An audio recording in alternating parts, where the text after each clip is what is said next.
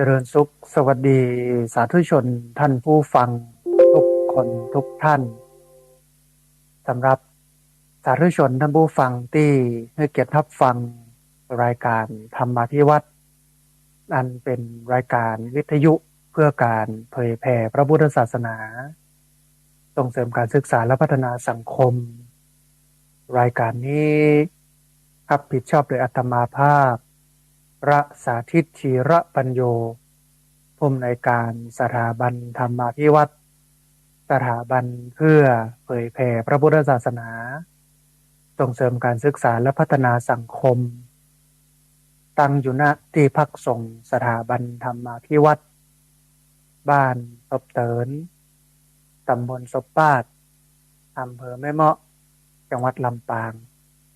รายการนี้ออกอากาศทุกวันอังคารตั้งแต่เวลา5 ไปจนถึง7 โมงเมื่อเจ้าผ่านทางเครือข่ายสถานีวิทยุคลื่นสีขาวเพื่อชาวประชาซึ่งมีอยู่หลายคลื่นหลายสถานีหลายจังหวัดออกอากาศผ่านทาง Facebook ไลฟ์ของสถานีวิทยุวัดไฝหินบันทึกเทปเอาไปออกอากาศผ่านทางสถานีวิทยุเพื่อการศึกษาและพัฒนาอาชีพ Radio Network FM 99.50 เมกะเฮิรตซ์ของวิทยาลัยเทคนิคกฟผแม่เมาะทุกวันศุกร์ตั้งแต่เวลา 8 โมงเมื่อเจ้าเป็นต้นไปและบันทึกเทปเอาไปออกอากาศผ่านทางเพจของสถาบันธรรมาภิวัตน์ซึ่งช่องทางสุดท้ายทางหลังนี้ท่านผู้ฟังสามารถไปติดตามรับฟังย้อนหลังไปก๊อปปี้ลิงก์ไปคัดลอกลิงก์ส่งแชร์เอาเฮือกับญาติธรรมทั้งหลายได้ยินได้ฟังกันได้แถมตัว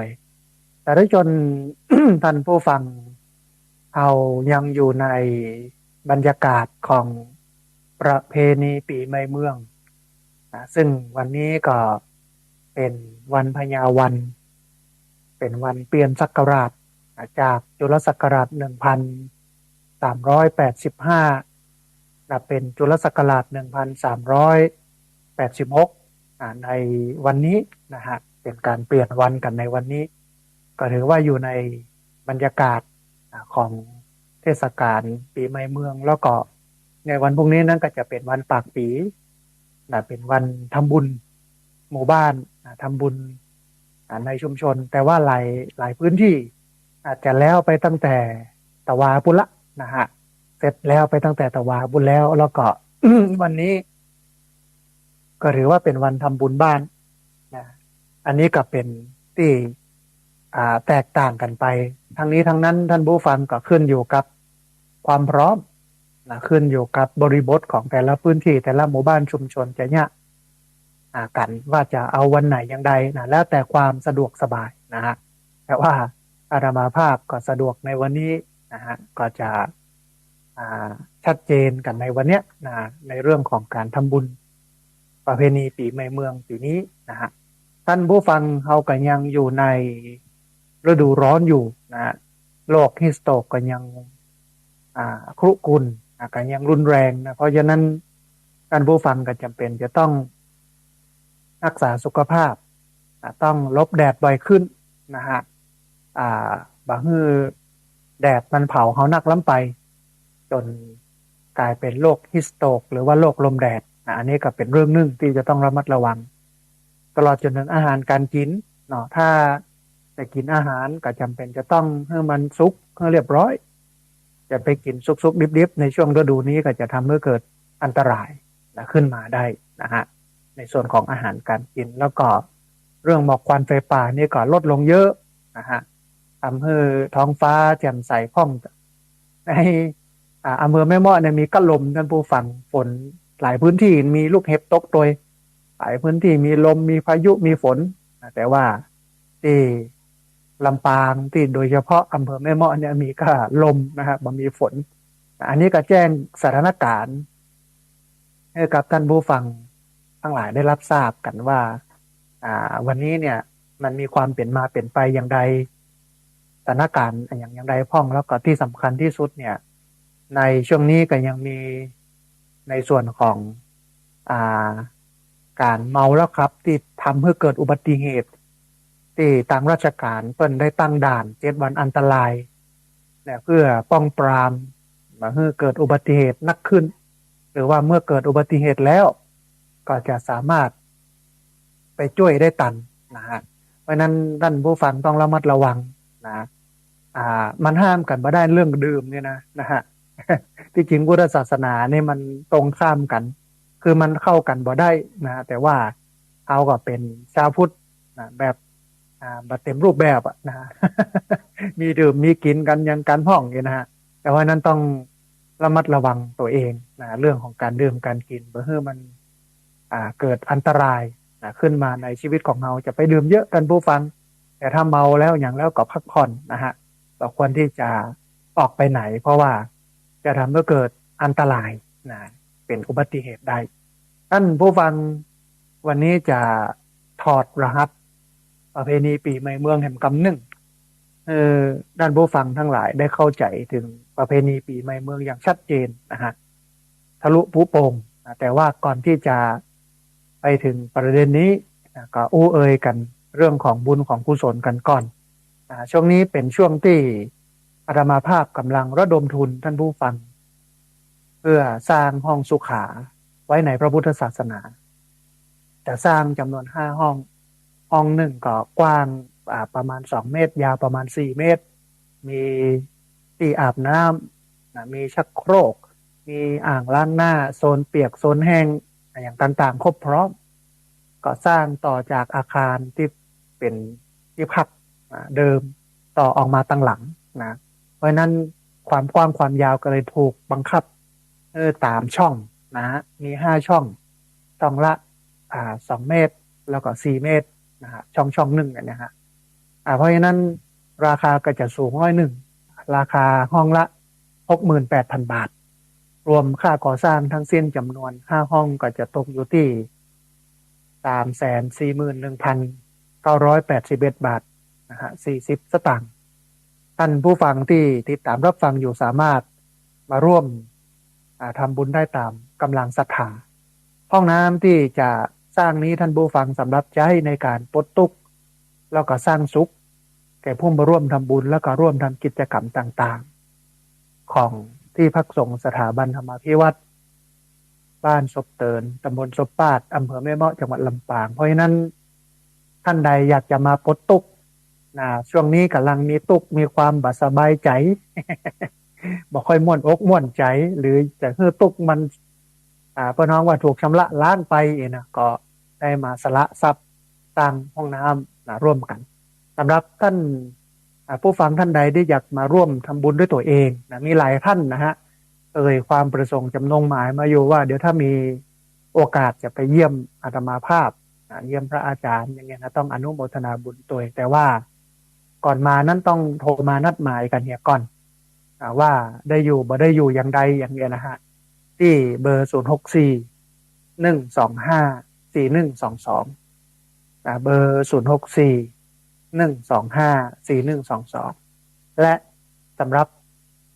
ท่านผู้ฟังท่านใดบัตรสะดวกมาด้วยตัวเองก็สามารถร่วมทำบุญได้ที่บัญชีเงินฝากของที่พักสงฆ์สถาบันธรรมาภิวัตรเป็นธนาคารกรุงไทยสาขาประตูชัยหมายเลขบัญชี5360755-318เป็นธนาคารกรุงไทยสาขาประตูชัยชื่อบัญชีที่พักสงฆ์สถาบันธรรมาภิวัตรหมายเลขบัญชี5360755-318อันนี้ก็เอาบุญการสร้างห้องสุขาถวายไว้ในพระพุทธศาสนามาให้ท่านผู้ฟังได้ร่วมอนุโมทนาแล้วก็ได้ร่วมทำกันก็เรียนเชิญเจริญพรนะพี่น้องเนอะได้มาร่วมกันก็ทราบดีนะว่าช่วงนี้เศรษฐกิจบ่ค่อยดีท่านผู้ฟังญาติโยมก็รัดเข็มขัดประหยัดเซฟกันนักขึ้นนะฮะเอาก็ทำตามกำลังศรัทธาเฮานะฮะว่าจำเป็นต้องนักต้องหลายไอ้หยังมันมีส่วนร่วมในการสร้างนะ ตอนนี้ก็ได้อยู่ประมาณ80,000 กว่าบาทรอได้ประมาณสัก200,000ก็จะขึ้นโครงนะฮะเรือแฮมแซนปลายนั่นก็จะเซาะไปเรื่อยๆนะก็เรือแฮมนักอยู่นะท่านผู้ฟังประมาณ120,000นะกว่าจะครบ200,000นี่นะก็ต้องใช้เวลาไปเรื่อยๆอย่างเงี้ยนะฮะแต่ว่าถ้าวันไหนมีญาติโยมที่เพิ่นมีกำลังได้มาร่วมทำบุญ100,000 200,000อันนั้นก็เบาไปน้อยนึงนะฮะแต่ก็ถ้าบ่มีก็บ่ได้เป็นอย่างบ่ได้หวังอะไรอย่างเยอะก้อยๆไปอย่างเงี้ยเพราะว่าเข้าใจญาติโยมอยู่ในภาวะเศรษฐกิจที่มันตกต่ำแล้วก็ดูเหมือนว่าทองคำทะยานสูงขึ้นไป40,000 กว่าบาทต่อ1 บาทเนี่ยนะแล้วก็น้ำมันก็ขึ้นค่าไฟก็ขึ้นเนาะค่าครองชีพอะไรอย่างต่างๆก็ขึ้นอันนี้ก็เห็นใจญาติโยมอยู่นะฮะทีนี้ท่านผู้ฟังตอนนี้เนี่ยบ่ทราบว่าสัญญาณที่ออกอากาศเนี่ยมันเป็นอย่างไรนะฮะเพราะฉะนั้นท่านผู้ฟังแจ้งมาในช่องแชทของ Facebook กำหนึ่งแจ้งว่าชัดบ่ชัดอย่างใดสัญญาณอย่างใดนะฮะก่อนที่จะไปสู่เนื้อหาสาระเรื่องของการถอดรหัสประเพณีปีใหม่เมืองซึ่งวันนี้จะอู้เป็นวันสุดท้ายเรื่องนี้นะฮะแล้วก็เดี๋ยววันอังคารหน้าก็จะไปอู้กันถึงเรื่องอริยมรรคมีองค์8นะเพราะว่าในครั้งก่อนก็อู้ไปละแต่ว่าด้วยความที่สัญญาณมันบอกค่อยชัดเจนนะฮะญาติโยมฟังบอกฮู้เรื่องเดียวเอามาอู้กันแห่งใหม่แต่ว่าวันนี้มาถอดรหัสประเพณีปีใหม่เมืองกันก่อนที่จะถอดรหัสประเพณีปีใหม่เมืองท่านผู้ฟังที่ผ่านมาก็มีญาติโยมได้ร่วมทำบุญสร้างห้องสุขาถวายไว้ในพระพุทธศาสนาก็ได้จดเอาหมายหลายหมายเอาชื่อไว้นะฮะเอามาอ่านให้ท่านผู้ฟังได้ร่วมอนุโมทนาบุญกันตัวก่อนนะฮะมีคุณโยมชดาพรอุมองคุณโยมนัชพัฒน์ลาจันทึกครอบครัวหมอยาครอบครัวจารุสวัสดิ์คุณโยมนัทพัฒน์ศรีรินคุณโยมนัทพงศ์อบแก้วคุณโยมสุจิกราภูมิโคกรักคุณโยมภูวนัทอินทราชัยคุณแม่สุบินชนะสงครามคุณโยมกันนิกาคุณโยมสาริกาพินโยคุณโยมกมลพรสุขร่องช้างคุณโยมวิภาดาวิบูลพันธ์คุณโยมนัททินีธีรคำคุณโยมนุชนรีมณีศรีคุณโยมสุจีนจันทวงศ์แม่จันเรือนใสคุณโยมลัคนาบุญมาเทพแม่ลิโปธาคำแม่กัดแก้วสีอินแก้วแม่สมใจปีบ้านใหม่แม่อัมพรเทพพรหมวงศ์แม่บัวลอยอินตะขันแม่คุณมยุรียะสืบคุณแม่เพนคำเขื่อนคุณสุพิชาชุมภูสืบคุณโยมกรกมลเขยกลางแม่บุญศรีทรงศรีสกุลคุณโยมชนาภาสีทามูลนิธิธรรมจาริกคุณแม่สุวลีชูวัฒนขจรแม่มีชัยพินโยภาคคุณเอื้อมเดือนภูมิพกรักคุณใส่บัวหุลลาคุณแม่สรรหาบัวตูมคุณโยมวีระยาเดชเฟื่องคุณแม่สุแก้วคำอ้วนกลุ่มมอเตอร์ไซค์บิ๊กไบค์คุณป้อสีโพแม่ฉลาดแก้วสายแม่จำเนียนเสริมกลิ่นคุณแม่รัตนาพรมใจยาคุณโยมผ่องพันธ์ปันตีคุณโยมอุไรวันคุณโยมอภิทันกรคุณโยมสุนีรัตน์อภิทันกรคุณโยมบุญสายปวงคำคุณโยมคำสุขโยธินคุณโยมกรกมลกมลชนกโยธินคุณโยมสุชาดาเทพจันตาแม่จงดีเชื้อกันทาคุณโยมปราณีปัญโยคุณยาเล็กคุณบุญเรืองคุณเทียมคุณแม่ซุกคุณมานพคุณทัศนีแม่น้อยคุณแม่แสงล่าคุณแม่คองคำคุณโยมกัญญาพัฒน์นะฮะแม่คำนวณกำลังแข็งคุณโยมสมเกียรติตอนงามคุณโยมถาวรฟูเฟื่องคุณโยมบุญที่ราโยธาแม่พัดวงพรมสายคุณโยมจินดาศรีเจวงศ์คุณโยมออนปริยาเบนมาคุณโยมทัศนีหินวงศ์คุณโยมประนอมเตี้ยสายคุณโยมทัชระคณะโคตรแม่สีนวลสุรินมงคลแม่จันฟองละอแม่พรธนาปโย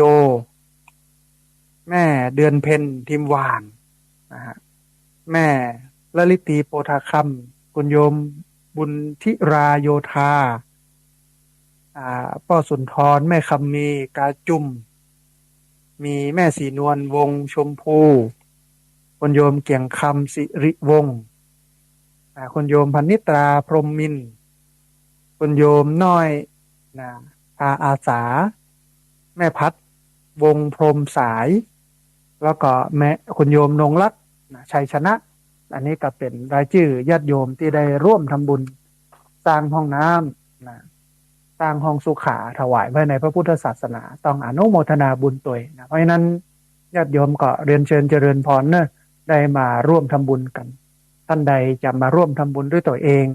ก็โทรมาแจ้งก่อนที่เบอร์0641254122ถือโอกาสได้มาแอวมาแหวงกันมาให้กำลังใจกันนะฮะช่วงนี้ปีนี้เงียบเหงาจริงท่านผู้ฟังคนบ่ค่อยกินค่อยตานนะฮะก็เลยบ่ค่อยมีคนมานัก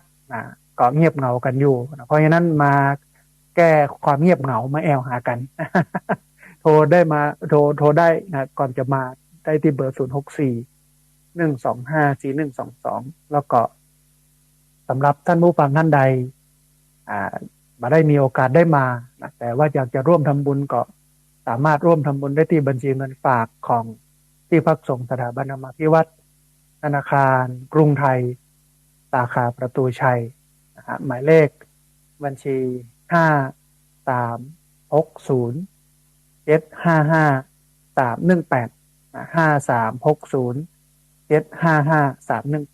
53607553685360755318ท่านไหนที่ติดตามรับฟังอยู่แล้วก็สัญญาณชัดบ่ชัดอย่างใดเนี่ยเจริญพรได้แจ้งเข้ามาในแชท Facebook คำนึงเนอะท่านผู้ฟังเนอะจะได้เช็คว่าวันนี้ที่ออกอากาศเนี่ยสัญญาณชัดบ่ชัดอย่างใดเพราะว่าครั้งที่แล้วบอกค่อยชัดเจนนะฮะบอกค่อยหูเรื่องนี่กันแล้วกันไม่ใช่ว่าบอกค่อยชัดเจนบอกค่อยหูเรื่องนะฮะแล้วเดี๋ยวลองเช็คก่อนว่าวันนี้จะชัดเจนบ่ชัดเจนหูเรื่องบ่หูเรื่องอย่างใดเนาะก็เรียนเชิญเจริญพรได้ทักเข้ามาในช่องแชทนะฮะอู้ถึงความชัดบ่ชัดนะฮะท่านผู้ฟังวันนี้เป็นวันที่3ของประเพณีปีใหม่เมืองหรือว่าวันที่4นะสำหรับหลายคนเพราะว่าหลายคนเอาวันที่13เป็นวันสังขารล่องบางคนก็วันที่14นะบางคน15นะเป็นวัน13สังขารล่อง14วันเนา15พยาวันตามปฏิทินของรัฐนะฮะแต่ว่าโดยถ้าเป็นตังเหนือแต้เนี่ยถ้าเปิ้นนับวันเวลาของเปิ้นแต้ที่มันถูกต้องเนี่ยวันที่16เนี่ยก็เป็นวันพยาวัน14ก็เป็นวันสังขารล่องแล้วก็17เป็นวันปากปีวันเนี้ยเป็นวันเปลี่ยนศักราชโดยเฉพาะจุลศักราชนะเพราะฉะนั้นเดี๋ยวเรามาทำความเข้าใจกันก่อนนะฮะท่านผู้ฟังมันจะมีเรื่องหนึ่งก็คือเรื่องความสำคัญของประเพณีปีใหม่เมืองน่าจะมีอยู่6อย่างนะฮะแล้วก็อันที่2กิจกรรมของคนเมืองในช่วงประเพณีปีใหม่เมืองนะฮะแล้วอันสุดท้ายเนี่ยจะอู้เอ่ยกันถึงเรื่องของการที่ปีใหม่เมืองมันคาดเคลื่อนจากเดิมก็คือ13 14 15เนี่ยอย่างมันถึงเลื่อน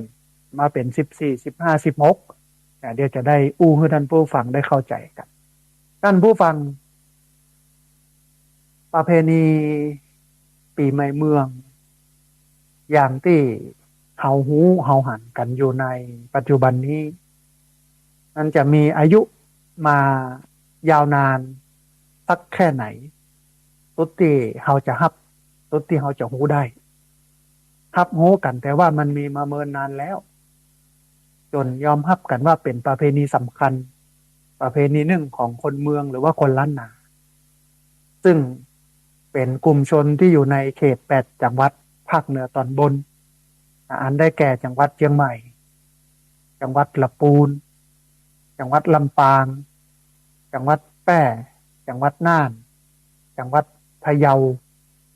จังหวัดเชียงรายแล้วก็จังหวัดแม่ฮ่องสอนความสำคัญของประเพณีปีใหม่เมืองที่มีต่อคนเมืองนั้นเนี่ย มีนักหนาจารีท่านผู้ฟังซึ่งอาจจะจำแนกได้เป็นข้อดังต่อไปนี้อันแรกประเพณีปีใหม่เมืองเนี่ยมันเป็นการเปลี่ยนปีซึ่งมันตรงกับ คอนเซปต์ตรงกับปีใหม่เมืองก็คือการเปลี่ยนปีมันเปลี่ยนปีอย่างใด หลายคนก็สงสัยก็ถ้าเปลี่ยนเป็นปีพศเนี่ยมันก็เปลี่ยนเดือนธันวาย่างก้าวเข้าสู่เดือนมกรามันยังมาเปลี่ยนอย่างตอนนี้ หลายคนก็ยังสงสัยมันเหมือนกันกับการเปลี่ยนปีศักราชโดยเฉพาะพุทธศักราชพุทธศักราชเนี่ยจะเปลี่ยนในเดือนของธันวา31ธันวาถึง1มกรานี่คือการเปลี่ยนปี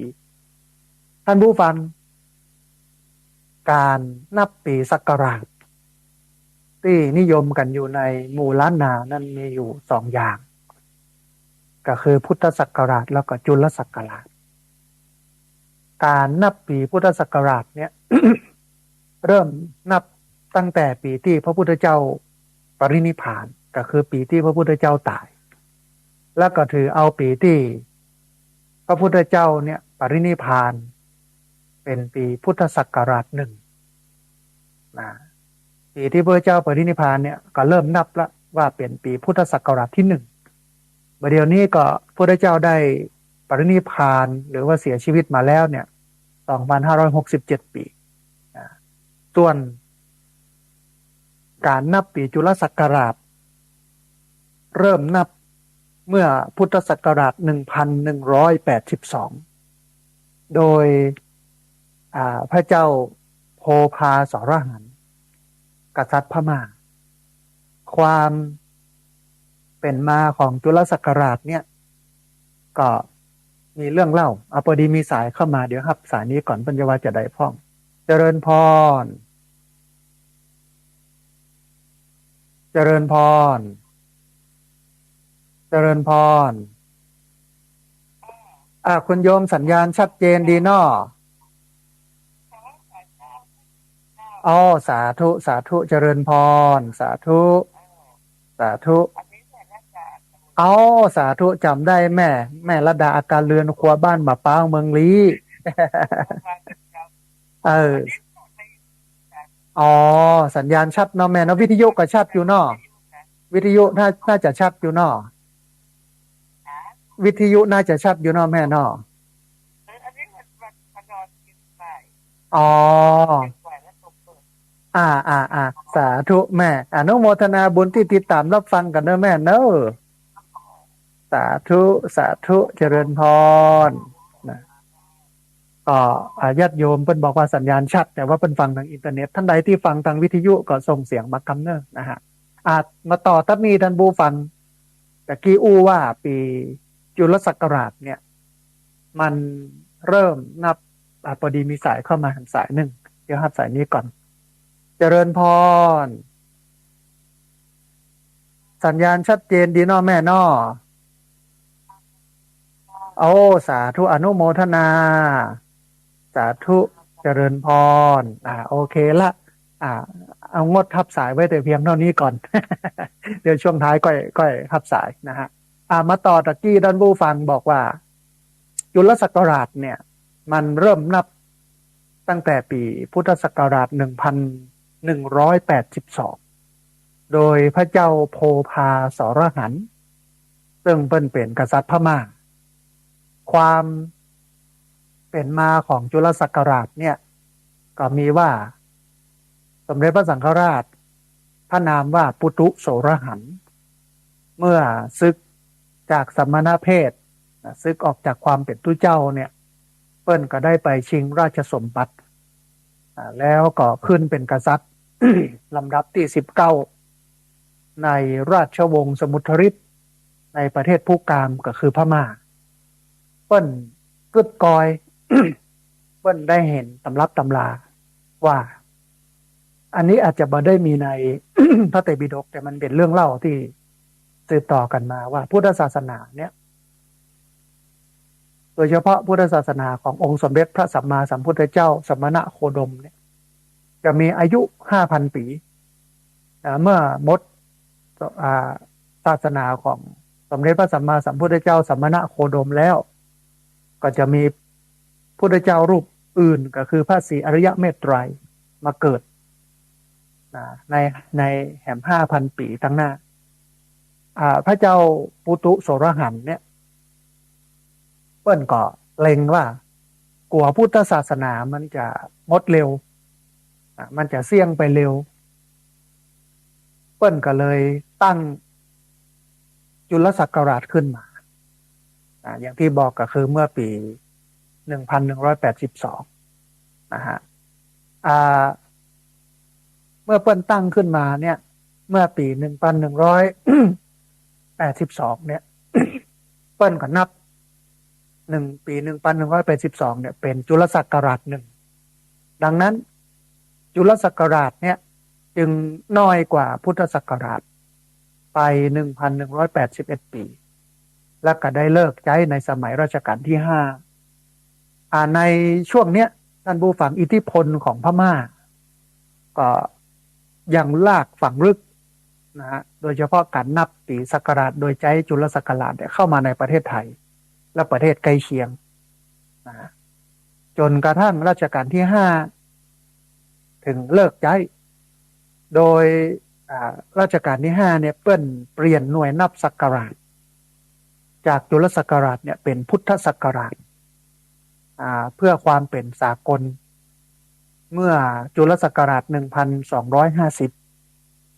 เมื่อปี1250ปีจุลศักราช1250โดยรัชกาลที่5เนี่ยได้มีประกาศให้ใช้วันอย่างใหม่ว่ามีพระบรมราชโองการดำรัสเหนือเกล้าสั่งว่าด้วยทรงพระดำริถึ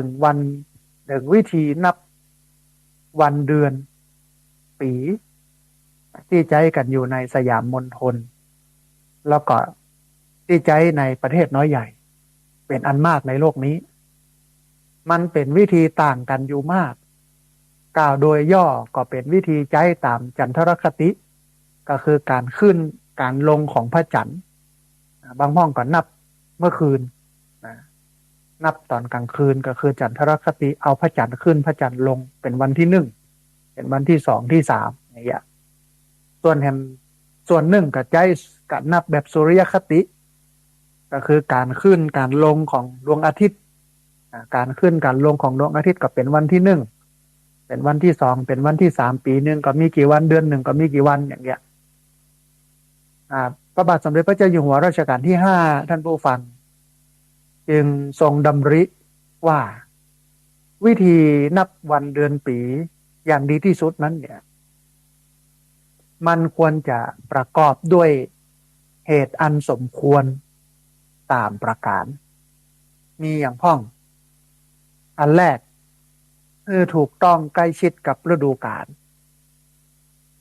อันที่สองมีผมานหรือว่ามีประมาณอันบะมากก็คือบะนักล้ำไปบะน้อยล้ำไปแล้วก็อันที่สามเนี่ยคนทั้งปวงหูง่ายทั่วไปทั้ง3ประการเนี่ยจึงสมควรที่จะใช้ในที่ประชุมทั้งปวงท่านผู้ฟังผลการประกาศฉบับนี้ศักราชที่เคยใช้มาก่อนทั้งมวลเป็นอันงดใช้ไม่ว่าจะเป็นจุลศักราชรัตนโกสินทร์ศกอะไรอย่างต่างๆนะฮะแล้วก็ใช้พุทธศักราชแทนระยะแรกเนี่ย ถึงแม้จะมีการเปลี่ยนหน่วยนับจากจุลศักราชเป็นพุทธศักราชมันก็เป็นการเปลี่ยนเพียงแค่ในระบบบริหารราชการแผ่นดินในเมืองหลวงเต้าอั้นส่วนหัวเมืองที่มันอยู่ห่างไกลก็ยังใช้จุลศักราชเป็นหน่วยนับปีศักราชอยู่โดยเฉพาะอย่างยิ่งหัวเมืองที่เป็นประเทศราชอย่างล้านนาประเทศนะฮะดังนั้นด้วยเหตุนี้ท่านผู้ฟังจึงทำให้คนเมืองหรือว่าคนล้านนาเนี่ยใช้จุลศักราชที่ห้องเป็นอักษรย่อว่าจอจานสอคอสลาเนี่ยนะ จอจานจุดสคสลาจุดเนี่ยจอสอเนี่ยเป็นหน่วยนับปีศักราชโดยถือเอาวันพญาวันก็คือวันที่15หรือวันที่16ของทุกปีเป็นวันขึ้นปีใหม่ทั้งนี้ก็ขึ้นอยู่กับการนับวันเดือนปีตามปฏิทินจันทรคติแล้วก็ปฏิทินสุริยคติแห่งกำหนึ่งและต่อมาท่านผู้ฟังเมื่อมีการรวมประเทศเพื่อเป็นอันหนึ่งอันเดียวกัน บวกกับการไล่บ่าของกระแสวัฒนธรรมของภาคกลางผ่านสื่อต่างๆโดยเฉพาะสื่อทีวีสื่อวิทยุนะแล้ววันนี้ก็มีอินเทอร์เน็ตมี Facebook มีทวิตเตอร์มีอินสตาแกรมมี YouTube มันก็ทำให้การใช้จุลศักราชเนี่ย เป็นหน่วยนับปีศักราชพร้อมกับวิถีของคนเมืองหรือว่าคนล้านนามันเลือนลางลงคงไว้แต่ในวงการโหราศาสตร์วงการศาสนา หรือในหมู่ผู้เฒ่าผู้แก่เต้าอั้นยากที่คนทั่วไปจะสนใจหรือว่าคนทั่วไปจะเข้าใจเรื่องนี้ทีนี้ท่านผู้ฟังมันมีประเด็นแห่งอันนึงที่ควรจะหยิบยกมาอู้ในนี้ก็คือเรื่องของการไล่บ่าของกระแสวัฒนธรรมภาคกลางเข้ามาวันนี้กำอู้กำจ่าของคนเมืองก็เริ่มเปลี่ยนนะอู้เมืองปลาแรด ไปศูนย์ภาคกลางกับข้าวกับป๋าคนรุ่นใหม่นี่บอกค่อยสนใจก็เข้าเมืองนะจอผักกาดกาเนาะลาบจิ้นแกงอ่อมแกงพักเหือดแกงยังไงมะนุนเดี๋ยวตำเต้า คนรุ่นใหม่เนี่ยบอกค่อยเอากับข้าวเหล่านี้กำอู้ก็เปลี่ยนไปละอาหารการกินก็เปลี่ยนไปละการนุ่งเสื้อผ้าท่านผู้ฟังเขาจะหันการนุ่งเสื้อผ้าเมืองเนี่ยในช่วงเทศกาลโดยเฉพาะที่ผ่านมาก็คือเทศกาลปีใหม่เมืองเทศกาลอื่นๆเนี่ยแทบจะบ่ค่อยได้หันก็มีพ่องปะปลายมันก็เปลี่ยนท่านผู้ฟังไปตามยุคตามสมัยนะฮะแล้วทีนี้ท่านผู้ฟังปีนี้เนี่ยเป็นปีพุทธศักราช2567ซึ่งมันก็ตรงกับปีจุลศักราช1386ในวันที่16ก็คือวันนี้เนี่ยจุลศักราชเดิมก็คือ1385จะเปลี่ยนเป็นจุลศักราชใหม่ก็คือ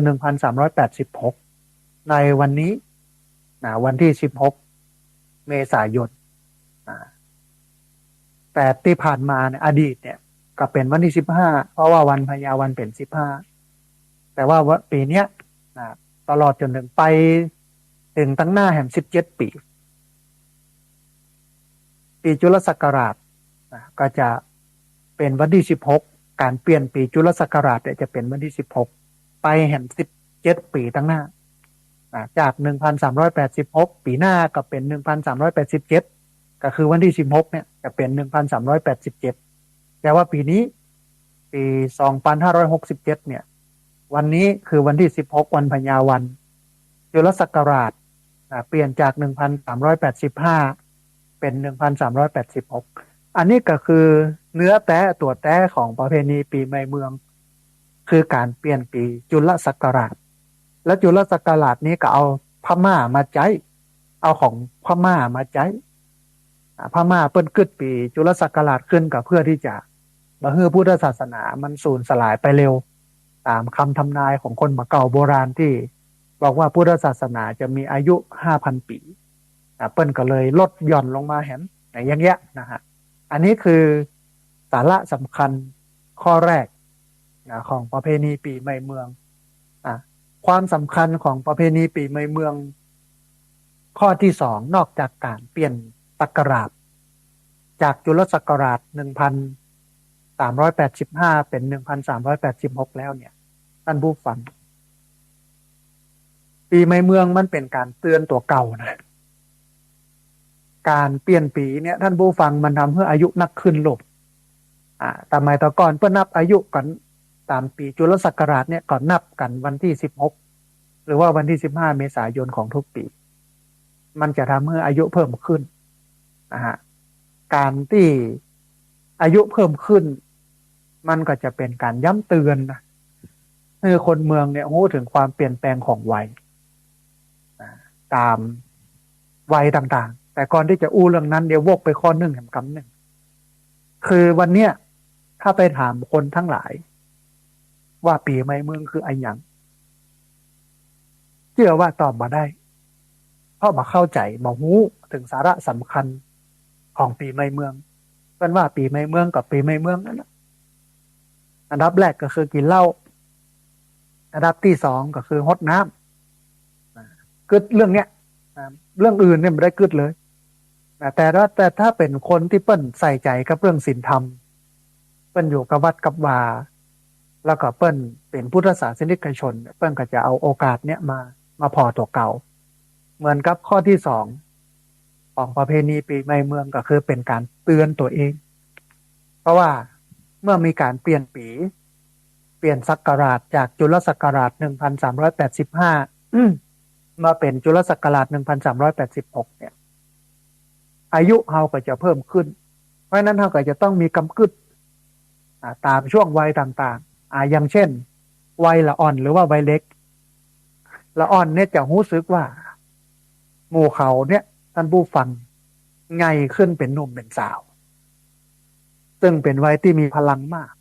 หรือเป็นวัยที่จะทำสิ่งต่างๆได้มากทั้งในแง่ดีแล้วก็แง่เสียดังนั้นคนในวัยนี้เนี่ยควรนำเอาพลังที่มีอยู่ไปใช้ในทางสร้างสรรค์ก่อคุณหรือว่าก่อประโยชน์ให้กับสังคม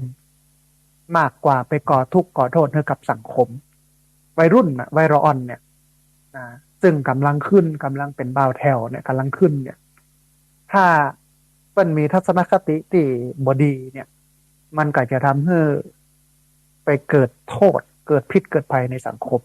ที่ผ่านมาเขาก่อหันเนาะข่าวละอ่อนอายุน้อยๆเนี่ยฆ่ากันบุบกันตีกันล่าสุดเนี่ยบักกี้วันที่ผ่านมาเนี่ยก็ออกข่าวละอ่อนอายุ14ป้อจายเมายาบ้านะฮะทำร้ายแฟนสาวอายุ14เท่ากันเหมือนกันแล้วก็ไปอยู่ด้วยกันสังคมมันไปเร็วนะท่านผู้ฟังมันไปไกลนะอายุ14นะเอาก็สมัยเขาเป็นละอ่อนอายุเต้าอี้เนี่ย14เนี่ยสุมาท่านผู้ฟังก็ยังแก้ผ้าเล่นน้ำอยู่นะ แต่ว่าเดี๋ยวนี้มันมีกู้แล้วมันฮักโหจักฮักแล้วมีกู้แล้วกินอยู่ด้วยกันแล้วละอ่อนแต่ถ้าเป็นละอ่อนที่เป็นคนเมืองที่มีศีลมีธรรมเนี่ยเปิ้นก็จะคิดว่าโอ้บอกควรที่จะเอาพลังของความเป็นละอ่อนเนี่ยไปทำลายคนอื่นเอามาสร้างสรรค์สังคมให้มันดีมันงามดีกว่าไปก่อทุกข์ก่อโทษหลายคนก็ผิดไปเป็นแก๊งซามูไรเอาดาบไล่ฟันกันยังกันหลายคนผันตัวไปเป็นอาชญากรที่ปล้นฆ่าไปเป็นหมู่18มงกุฎหลอกลวงต้มตุนกันเนี่ยมันก็ทำให้เขาเสียบุคลากรดีๆนะฮะอันนี้คือวัยละอ่อนนะเตือนตัวเก่าอย่างนี้ทีนี้ วัยหนุ่มวัยสาวรู้เป็นอย่างไรวัยหนุ่มวัยสาวนี่เปิ้นจะรู้สึกว่าตัวเก่านั่นเป็นคนใหญ่เพิ่มนักขึ้น นั่นก็หมายถึงการที่จะต้องมีความรับผิดชอบนักขึ้นมีความอดทนนักขึ้นมีเหตุผลนักขึ้นสรุปแล้วก็คือจะต้องมีกำกึดนักขึ้น อ่า ตัวชี้วัดของหนุ่มสาวว่าเป็นหนุ่มเป็นสาวแล้วบัดใจละอ่อนแล้วเนี่ยคือกำกึดท่านผู้ฟังถ้ามันกึดได้นะอันนั้นแสดงว่ามันเป็นหนุ่มเป็นสาวละแต่ถ้ายังกึดบ่ได้เนี่ยแสดงว่ายังเป็นละอ่อนอยู่ มันวัดกันตอนนี้วัดกันว่าใครจะเป็นหนุ่มเป็นสาวเนี่ยวัดกันที่กำกึดคนที่เปิ้นมีกำกึดเนี่ยเปิ้นก็ถือว่าเป็นหนุ่มเป็นสาวละบ่ได้เป็นละอ่อนแล้วนะเพราะฉะนั้นวันนี้เนี่ยสิ่งสำคัญที่เป็นตัวการันตีของความเป็นหนุ่มเป็นสาวก็คือกำกึดหนุ่มสาวหลายคนกับอายุนักเป็นหนุ่มเป็นสาวแล้วแต่กำกึดมันบ่ใช่หนุ่มสาวหรอกกำกึดมันเป็นละอ่อนอยู่นะฮะเพราะฉะนั้นเนี่ยกำกึดจะเป็นตัวชี้วัดความเป็นหนุ่มเป็นสาวคนหนุ่มคนสาวในช่วงประเพณีปีในเมืองเนี่ยก็จำเป็นอย่างยิ่งที่จะต้องมีกำกึดนักขึ้นนะฮะแถมวัยหนึ่งคือวัยคนใหญ่ท่านผู้ฟัง เมื่อถึงประเพณีปีใหม่เมืองเข้ามาเนี่ยคนใหญ่นี่จะรู้สึกว่าตัวเก่าเนี่ยเริ่มก้าวย่างเข้าสู่วัยชราเป็นวัยที่พ้นจากการกินการแอลการเล่นสนุกสนานแล้วก็มั่วสุมยุ่งเกี่ยวกับอบายมุขแล้วเพราะอย่างท่านผู้ฟังเพราะว่าเป็นวัยที่จะต้องเป็นที่ปึ้งหรือว่าเป็นแบบอย่างในทางที่ดีกับคนในวัยละอ่อนแล้วก็วัยหนุ่มวัยสาวอันนี้คือวัยคนใหญ่นะฮะทีนี้วัยของผู้เฒ่าผู้แก่รู้เป็นอย่างไรผู้เฒ่าผู้แก่นี่ก็จะรู้สึกว่าใกล้จะถึงที่สุดของการเดินทางบนเส้นทางแห่งชีวิตแล้วดังนั้นเนี่ยคนในวัยนี้จะหันหน้าเข้าวัดเพื่อแสวงหาความสุขความสงบในบั้นปลายชีวิตแล้วก็เพื่อที่จะสั่งสมเสบียงก็คือบุญเนี่ยเอาไว้ใช้ในภพหน้าจัดหน้าอันนี้คือวัยผู้เฒ่าผู้แก่เพราะนั้นทั้ง3-4วัยเนี่ยบอกว่าจะเป็นวัยละอ่อนวัยหนุ่มวัยสาววัยคนใหญ่แล้วก็วัยคนเฒ่าคนแก่เมื่อถึงประเพณีปีใหม่เมืองขึ้นมา13 14 15 16หรือว่า14 15 16ก็ตามจะต้องมีกำกึดตามฐานะตามวัยที่ตกเก่าอยู่ต้องให้เกิดกำกึดให้ได้ถ้ากำกึดเกิดบัดได้หรือบัดได้กึดเรื่องนี้ต้องใจก็มาปุดตีนปู ปุดตีนปูก็หมายความว่าปูโดนดึงแข้งออกมดมันไปไหนบ่ได้มันพัดตะเวินอยู่ที่เก่านะฮะทีนี้ท่านผู้ฟังความสำคัญของประเพณีปีใหม่เมืองที่มีต่อคนเมืองอย่างที่3ก็คือปีใหม่เมืองนี่เป็นช่วงการชำระสะสางในสิ่งที่มันบ่ดีท่านผู้ฟังปีใหม่เมืองนั่นมันเป็นช่วงโอกาสที่คนเมืองหรือว่าคนล้านนาจะสำรวจตรวจสอบสิ่งต่างๆที่มันล่วงเลยมาแล้วบอกว่าจะเป็นการกระทำความประพฤติข้อวัดปฏิบัติต่างๆกำอูกำจ๋าเมื่อพบข้อบกพร่องก็จะตั้งจิตอธิษฐานเนี่ยไม่ได้หมายความว่าอ้อนวอนขอนะอธิษฐานแปลว่าความตั้งใจมั่นตั้งจิตให้มั่นเพื่ออันอย่างท่านผู้ฟังเพื่อละเว้นการกระทำที่มันเป็นความชั่วเหล่านั้นโดยให้การกระทำที่เป็นความชั่วเหล่านั้นเนี่ยมันตกไปกับไฟมันไหลไปกับน้ำมันล่องไปกับสังขารแล้วก็ตั้งต้นทำในสิ่งที่ดีใหม่เมื่อถึงปีใหม่ขึ้นมาก็สำรวจว่าอันอย่างที่มันบ่ดีพ้องในตัวเฮาปีนี้เฮาจะบ่ยะก็คือวันหลังจากวันที่16เมษายนคือวันขึ้นปีใหม่หรือว่าวันถลึงศกไปแล้วก็จะบ่ยะสิ่งนั้นอีกอันนี้เป็นการชำระสะสางในสิ่งที่มันบ่ดีนะฮะความสำคัญของประเพณีปีใหม่เมืองแห่งอันหนึ่งก็คือเป็นการเริ่มต้นทำในสิ่งใหม่ท่านผู้ฟังปีใหม่เมืองเป็นช่วงโอกาสที่คนเมืองหรือว่าคนล้านนาเนี่ยจะตั้งจิตอธิษฐานทำในสิ่งที่มันสำเร็จในปีที่ผ่านมาเพื่อมันสำเร็จลุล่วงต่อไปในปีจุลศักราชใหม่จุลศักราช1385มันยะบ่แล้วมันยะบ่เสร็จมาจุลศักราชใหม่คือ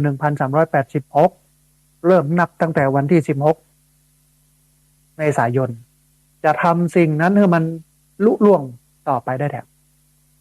เพราะอย่างเพราะว่าแรงอธิษฐานเนี่ยท่านผู้ฟังแรงความตั้งใจมั่นเนี่ยมันจะไปกระตุ้นจิตใจที่มันหดหู่ท้อถอยให้มันมีแรงขึ้นมามันจะเกิดการตั้งใจใหม่มันจะเกิดการตั้งความหวังใหม่มันจะเกิดความพยายามใหม่หรือว่าเป็นการเริ่มต้นชีวิตใหม่อีกครั้งหนึ่งความสำคัญของประเพณีปีใหม่เมืองแห่งอันหนึ่งก็คือมันเป็นวันกตัญญูหรือว่าวันผู้สูงอายุปีใหม่เมืองเนี่ยท่านผู้ฟังเป็นช่วงโอกาสที่คนเมืองหรือว่าคนล้านนาเนี่ย จะแสดงความกตัญญูกตเวทีต่อบุพการีก็คือผู้มีพระคุณ โดยการทำพิธีขอสุมาแล้วก็รดน้ำดำหัวบุพการีผู้เฒ่าผู้แก่หรือว่าผู้มีพระคุณ เป็นการแสดงออกบอกถึงความกตัญญูต่อคนเหล่านั้นเป็นการปลูกฝังที่ดีนะท่านผู้ฟังการสุมาการวะดำหัวกันเนี่ยของอาตมาภาพก็จะจัดวันนี้แล้วก็วันที่8ที่ผ่านมาเนี่ยญาติโยมก็ไปปะกับพระสงฆ์นักเผยแผ่ธรรมทางสถานีวิทยุคลื่นสีขาวที่วัดบรรพตสถิตอำเภอเมืองลำปาง ก็มาดำหัวดำเก้าครูบาอาจารย์เป็นการแสดงออกบอกถึงความกตัญญูนะแล้วก็อันสุดท้ายท่านผู้ฟังสาระสำคัญของประเพณีปีใหม่เมืองอันสุดท้ายก็คือปีใหม่เมืองเนี่ยมันเป็นวันพบญาติหรือว่าวันครอบครัวเพราะว่ามันเป็นช่วงโอกาสที่คนเมืองหรือว่าคนล้านนาที่ไปทำงานหรือว่าอาศัยอยู่ที่อื่นตั้งเหนือตั้งใต้ตั้งอีสานอย่างต่างๆตั้งภาคกลาง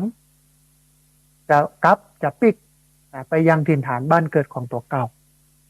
เพื่อพบปะพูดคุยไต่ถามสารทุกข์สุขดิบหรือว่าปรับทุกข์เพิ่มสุขให้แก่กันและกันแต่ว่าจะเฮือดีเนี่ยบ่ควรจะเอาเหล้ามาเลี้ยงถ้าปะกันปุ๊บกินเหล้าเมายากันเนี่ยมันก็นำไปสู่อาจจะนำไปสู่การบุบหูตีตาทำร้ายร่างกายฆ่าฟันกันได้แถมล็อกหนึ่งก็คืออาจจะกินกันโดยที่บ่ได้ตีกันยังกันอู้กันถูกคอจับไม้จับมือกันกอดกันแต่ว่าหลังจากนั้นมันเมาถ้าได้ปิกบ้านในช่วงนั้นในเวลานั้นก็อันตรายเสี่ยงต่อการจะไปจุไปโจรเปิ้นเพราะเมาหรืออาจจะส่วงเมาแล้วแต่ว่าความอ่อนเพลียเนี่ยจากการดื่มยังมีอยู่ขับรถจากเหนือลงกลางจากอีสานมากลางจากตั้งไหนที่ไหนไปมามันก็เสี่ยงต่อการจะเกิดอุบัติเหตุเพราะนั้นเนี่ยต้องคิดทำไมว่าเหล้าเนี่ยมันอาจจะมาควรเข้ามาประกอบในวิถีชีวิตนี้อันนี้ก็คือความหมายและความสำคัญของประเพณีปีใหม่เมืองซึ่งก็มีอยู่ประมาณสัก6อย่างให้ท่านผู้ฟังได้เข้าใจในตัดนี้ทีนี้ท่านผู้ฟังกิจกรรมของคนเมืองในช่วงปีใหม่เมืองในช่วงปีใหม่เมืองเนี่ยคนเมืองจะมีกิจที่จะต้องทำหรือว่ามีประเพณีที่จะต้องปฏิบัตินักหนาจารีตามวันต่างๆในช่วงเทศกาลปีใหม่เมืองซึ่งสามารถสรุปได้ดังต่อไปนี้ท่านผู้ฟังวันแรกวันสังขารล่องวันที่2วันเนาหรือว่าวันเน่าวันที่3วันพญาวันแล้วก็วันที่4วันปากปีปกติจะเป็นอย่างอี้ท่านผู้ฟังประเพณีปีใหม่เมืองจะมีอยู่4วันวันสังขารล่องวันเนาวันพญาวันหรือว่าวันขึ้นปีใหม่วันเถริงศกแล้วก็สุดท้ายวันปากปีวันสังขารล่องท่านผู้ฟังเป็นวันแรกของประเพณีปีใหม่เมืองส่วนใหญ่เนี่ยจะเริ่มตั้งแต่เที่ยงคืนของวันที่12ถึงวันที่13หรือวันที่14ของทุกปีทางนี้ก็ขึ้นอยู่กับการนับวันเดือนปีตามปฏิทินจันทรคติแล้วก็สุริยคติแห่งกับหนึ่งในวันสังขารล่องนี้คนเมืองจะตื่นเจ้าเป็นพิเศษแม่บ้านจะนึ่งข้าวเป่าไฟทำกับข้าวพ่อบ้านกับลูกๆจะช่วยกันทำความสะอาดบ้านแล้วก็จะจิบทบจะจิสะโปกไล่สังขารคติธรรมที่แฝงในกิจกรรมการไล่สังขารก็คือการประกาศหรือว่าบอกให้คนทั้งหลายได้ทราบว่าบัดเดี๋ยวนี้สังขารก็คือร่างกายจิตใจของเฮาแล้วก็ของคนอื่นตัวเนี่ยมันได้ร่วงโรยหรือว่าล่องไปสู่จุดสิ้นสุดก็คือความตายแห่งครั้งหนึ่งแล้วนั่นก็หมายความว่าเฮาเนี่ยได้แก่ลงไปแห่งปีหนึ่งแล้วดังนั้นเนี่ยสาระสำคัญของการจิบทบจิสะโปกไล่สังขารก็คือการมีสติ หรือความบประมาทนั่นเองนะสังขารเนี่ยก็คือร่างกายของเฮาและของสรรพสัตว์แน่นอนว่ามันเปลี่ยนปีศักราชจากจุลศักราช1385เป็นจุลศักราช1386มันเปลี่ยนปีเฮาก็แก่ขึ้นในปีหนึ่งร่างกายจิตใจเฮามันก็ล่วงโรยไปสู่ความแก่ความเจ็บความตายแห่งขั้นหนึ่งมันเป็นเรื่องธรรมดาเพราะนั้นสังขารตัวเนี้ยมันบ่ได้เป็นเทพมันบ่ได้เป็นผีที่มาปรากฏกายให้มนุษย์ได้เห็นที่คนเฒ่าคนแก่เป็นเล่าโบราณนะแบกเปิ้นฮ้องว่าไม้การตั้งหน้ามีบุงตั้งหลังมีบุงแล้วมีเพชรมีพลอยมีเงินมีคำอยู่ในหั่นเอาต้องไปพกปืนต้นมะลำไยต้องไปซ่อนตัวอยู่ปืนต้นมะเขือแจ้เพื่อที่จะได้เห็นสังขารล่องเนี่ย อันนี้คือคนเก่าโบราณเป็นเล่าอย่างนั้นแต่ความจริงแล้วเนี่ยสังขารไม่ใช่สิ่งอื่นบ่ได้สิ่งเป็นสิ่งวิเศษวิโสอะไรยังบ่ได้เป็นสิ่งน่ากลัวอะไรยังสังขารก็คือร่างกายของเรานี้จิตใจของเขานี้ว่ามันล่วงโรยไปสู่ความแก่อันนี้ง่ายๆแต่การจิบัทบจิบัทบจิสะโปกเนี่ยก็เพื่อที่บอกให้คนทั้งหลายรู้ว่าแต่เดี๋ยวนี้ร่างกายเขาเนี่ยมันล่วงโรยไปสู่ความแก่แห่งกรรมหนึ่งแล้วแห่งครั้งหนึ่งแล้วเนี่ยเพราะมันใกล้ปีใหม่แล้วมันเปลี่ยนปีศักราชแล้วเขาก็แก่ขึ้นคนเก่าโบราณเนี่ยก็นับอายุกันก็นับวันเดือนปีเกิดเนี่ยก็นับในวันที่15-16เมษายนเนี่ยแต่ว่ายุคใหม่เนี่ยก็นับตามปฏิทินก็คือ31ธันวาถึง1มกราเป็นปีใหม่นะฮะแต่คนเก่าคนเมืองโบราณที่เปิ้นใช้จุลศักราชเป็นปีศักราชเนี่ยเปิ้นก็ใช้วันที่16เนี่ยเป็นวันนับอันนี้คือวันแรกคือสังขารล่องนะฮะวันสังขารล่องวันที่2วันเนาท่านผู้ฟังปีนี้ก็เป็นวันที่15ก็คือตะวานี้หรือหลายคนอาจจะเอาวันที่14ก็ได้นะฮะ15นี่เป็นพญาวันนะฮะวันเนาเนี่ยหรือว่าวันเนาเนี่ยเป็นวันที่2ของประเพณีปีใหม่เมืองส่วนใหญ่นี่จะเริ่มในวันที่14หรือวันที่15เมษายนของทุกปีทางนี้ก็ขึ้นอยู่กับการนับวันเดือนปีตามปฏิทินจันทรคติแล้วก็สุริยคติแห่งกรรมหนึ่งท่านผู้รู้บอกว่าที่จริงแล้วเนี่ยวันนี้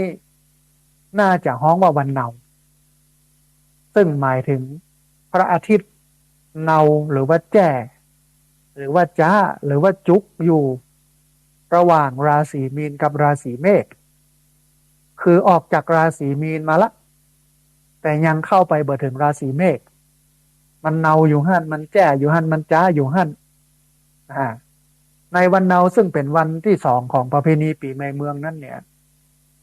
คนเมืองจะงดเว้นการด่าทอการใช้ถ้อยคำที่มันหยาบคายการแจ้งกันแล้วก็ในวันนี้เป็นวันที่คนเมืองหรือว่าคนล้านนาเนี่ยจะช่วยขนสายเข้าวัดตามคติความเชื่ออย่างใดอย่างหนึ่งดังต่อไปนี้ท่านผู้ฟังอันแรกเพื่อทำนุบำรุงพระพุทธศาสนาขนทรายเข้าวัดเพื่อทนุบำรุงพระพุทธศาสนาเนี่ยอย่างถึงทนุบำรุงพุทธศาสนาเพราะว่าพระสงฆ์เนี่ยสามารถนำทรายที่พุทธศาสนิกชนขนเข้าวัดมาในวันเนาก็คือวันที่14หรือว่าวันที่15เมษายนเนี่ยไปใช้ในการก่อสร้างหรือว่าบูรณะปฏิสังขรณ์ศาสนวัตถุต่างๆในวัดได้อันนี้ก็ถือว่าเป็นการทำนุบำรุงพุทธศาสนานะฮะแล้วก็ในสมัยตะก่อนเพิ่นสร้างวัดตามคติความเชื่อศาสนาพราหมณ์ในศาสนาพราหมณ์มีศาสนสถานอย่างพ่องสัญลักษณ์ของเพิ่น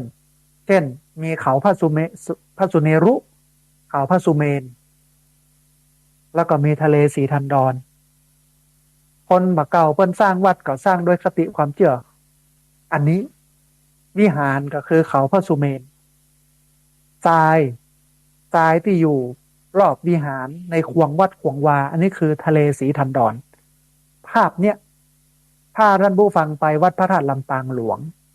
เขาจะหัน ว่าวัดพระธาตุลำปางหลวงเนี่ยเปิ้นตั้งอยู่บนกองทราย ตั้งอยู่บนลานทรายบ่มีการปูตัวนอนบ่มีการเทปูนอันนี้ก็เป็นการสร้างตามคติความเชื่อนี้นะฮะเพราะว่าทรายเหล่านั้นเป็นสัญลักษณ์ของทะเลสีทันดรหรืออาจจะอู้ในมิติของพุทธศาสนาก็ได้ว่าวิหารเนี่ยเปรียบเสมือนนิพพานทรายที่อยู่รอบวิหารเนี่ย ก็เปรียบเสมือนกับทะเลสีทันดรหรือว่าสังสารวัฏสงสารมนุษย์ที่จะข้ามทะเลสีทันดรเข้าไปสู่นิพพานก็คือวิหารได้นะต้องอาศัยศีลพฤติกรรมที่ดีอาศัยสมาธิจิตใจที่มั่นคงอาศัยปัญญาความคิดเป็นเหตุเป็นผลเป็นสมาธิฐิมันถึงจะข้ามทะเลสีทันดรเข้าไปในวิหารได้อันนี้เป็นความเชื่อหันอย่างหนึ่งนะฮะวันนั้นเพิ่งก็เลยเอาทรายมาถมไว้เต็มในลานทรายแล้วก็แถมอันหนึ่งก็คือสมัยตะก่อนเนี้ยละอ่อนมันบ่มีที่เล่นที่ไหนเขาวัดไปเล่นในวัดไปหล่นในวัดพักผ่อนในวัดทีนี้เวลาในวัดเนี่ยถ้าลานวัดมันเป็นหินเนี่ยเวลาลูกหลานเปิ้นต้าวมันก็จะเจ็บนักก็เอาทรายเข้าไปใส่เนี่ยให้ลูกหลานไปเล่นไปหล่นไปเล่นในหันทัดต้าวก็บ่เป็นอย่างนักเพราะมันเป็นทรายอย่างเงี้ยอันนี้มันก็มีแหมอันหนึ่งท่านผู้ฟังคือมันเป็นเรื่องของการชำระหนี้สงฆ์หลายคนก็บอกว่าโหเขาไปเป็นหนี้ตู้เจ้าว่าใด เขาได้ไปยืมสตางค์ตู้เจ้าดูเนี่ยนี่เนาะมันเป็นความเชื่ออย่างอี้ท่านผู้ฟังขณะที่เขากำลังเดินเข้าเดินออกวัดทรายที่อยู่ในวัดก็ติดเกิบเข้ามาตัว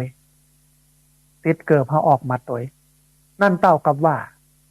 เขาได้ขนทรายออกจากวัดไปโดยบ่ฮู้ตัวดังนั้นเพื่อบ่ให้เป็นบาปบรรพบุรุษของคนเมืองจึงได้จัดให้มีกิจกรรมขนทรายเข้าวัดขึ้นแล้วก็หากมองขึ้นลึกเข้าไปยิ่งกว่านั้นก็จะหันว่าคนเมืองในสมัยโบราณเนี่ยพยายามที่จะสอนให้อนุชนคนรุ่นหลังว่ามีคุณธรรมก็คือสอนให้มีความซื่อสัตย์สุจริตบาทุจริตคดโกงนั่นเองก็ขนาดทรายที่มันติดเกิบเขาเดินออกจากวัดก็ถือว่าเป็นเรื่องสำคัญที่จะต้องไปสร้างนะเปิ้นกับปลูกฝังคุณธรรมเรื่องของการซื่อสัตย์สุจริตให้กับคนเมืองแต่ปัญหาก็คือวันนี้บ้านเมืองมันไปไกลมันบ่เอาเรื่องนี้นะบอกว่าจะเป็นข้าราชการนักการเมืองอะไรอย่างก็ตามไม่ใช่ทั้งหมดนะแต่ต้องยอมรับว่าคนเหล่านี้ก็มีทุจริตข้าราชการประจำทุกกระทรวงทุกวงกรมนักการเมืองทุกระดับบางส่วนบัดได้ทั้งหมดตึงข้าราชการตัวตึงข้าราชการตึงอันนักการเมืองตัวทุจริตคดโกงกันเป็นว่าเล่นนะฮะบัดได้สนใจเรื่องธรรมะก็เพราะบ่มีใครทอดรหัสตั้นี้ให้เปิ้นได้ฟังเพราะนั้นเขาถอดรหัสตั้นี้แล้วปุ๊บก็ต้องเลิกพฤติกรรมเหล่านั้นนะฮะอันนี้ก็คือชำระหนี้สงฆ์เนาะแหมอันหนึ่งท่านผู้ฟังวันพญาวันพญาวันเนี่ยเป็นวันที่3ของประเพณีปีใหม่เมืองส่วนใหญ่เนี่ยจะเริ่มในวันที่15หรือว่าวันที่16ของทุกปีทั้งนี้ก็ขึ้นอยู่กับการนับวันเดือนปีตามปฏิทินจันทรคติแล้วก็สุริยคติแห่งกรรมหนึ่งแล้วก็เป็นวันที่มีกิจกรรมให้กระทำหลากหลายนะในวันพญาวันเนี่ยในวันเนี้ยหรือว่าตะวาเนี่ยนะฮะอย่างเช่นตอนเช้าตอนสายก็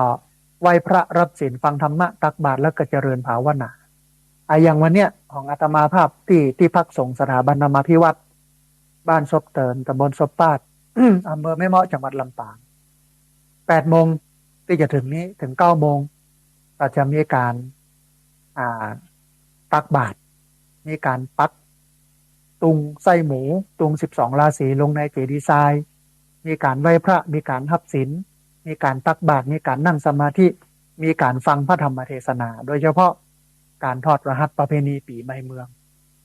ตอนเช้าเนาะทีนี้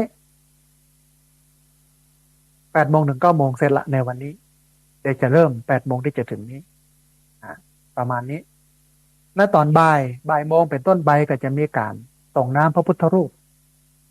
ส่งน้ำพระสงฆ์โดยอาตมาภาพได้มีกำหนดการออกไปให้กับลูกศิษย์ลูกหาได้ทราบว่า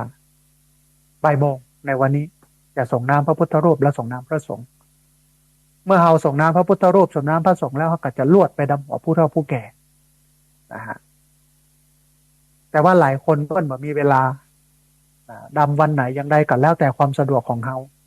นะฮะบางคนยากการทำงานบ่ค่อยมีเวลา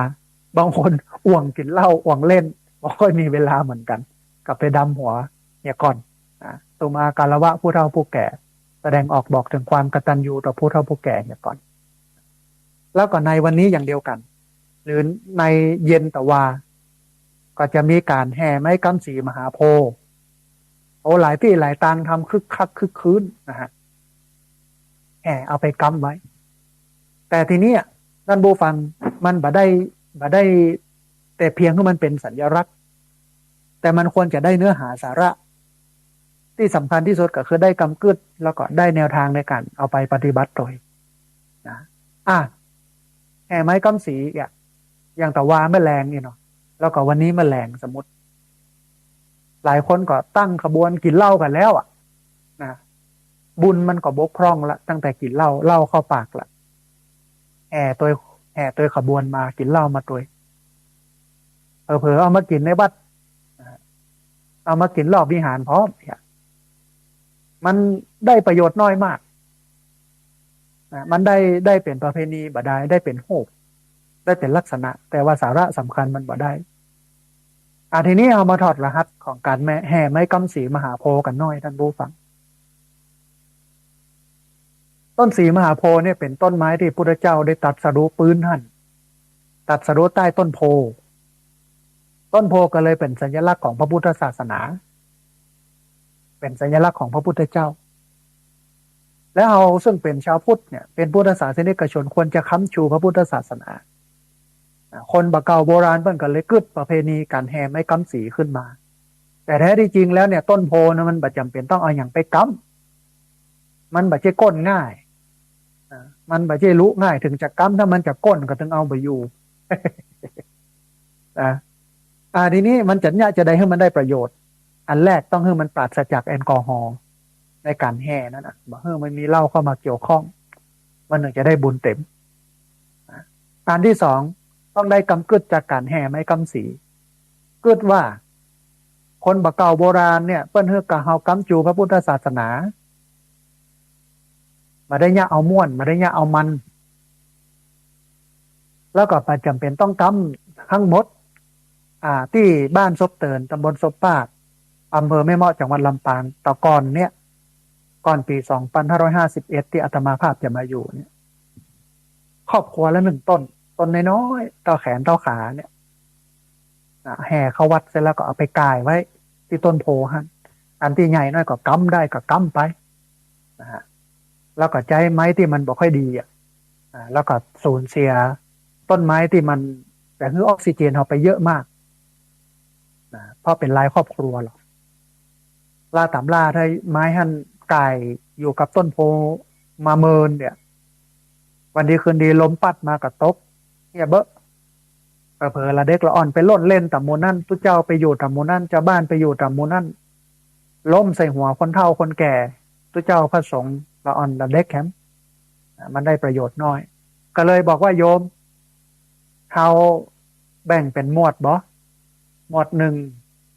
งต้นพอละแต่ต่อขอให้มันเป็นไม้ที่ใช้ได้เอามาแปรรูปเอามาซ่อมเอามาสร้างวัดได้โยมเพิ่นก่อคำโดย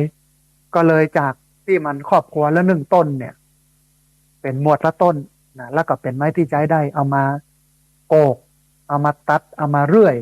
เอามาซ่อมวิหารซ่อมกุฏิซ่อมอะไรอย่างต่างๆหรือว่าเอามาแปลงได้นะฮะทีนี้ท่านผู้ฟังการกำจูพุทธศาสนา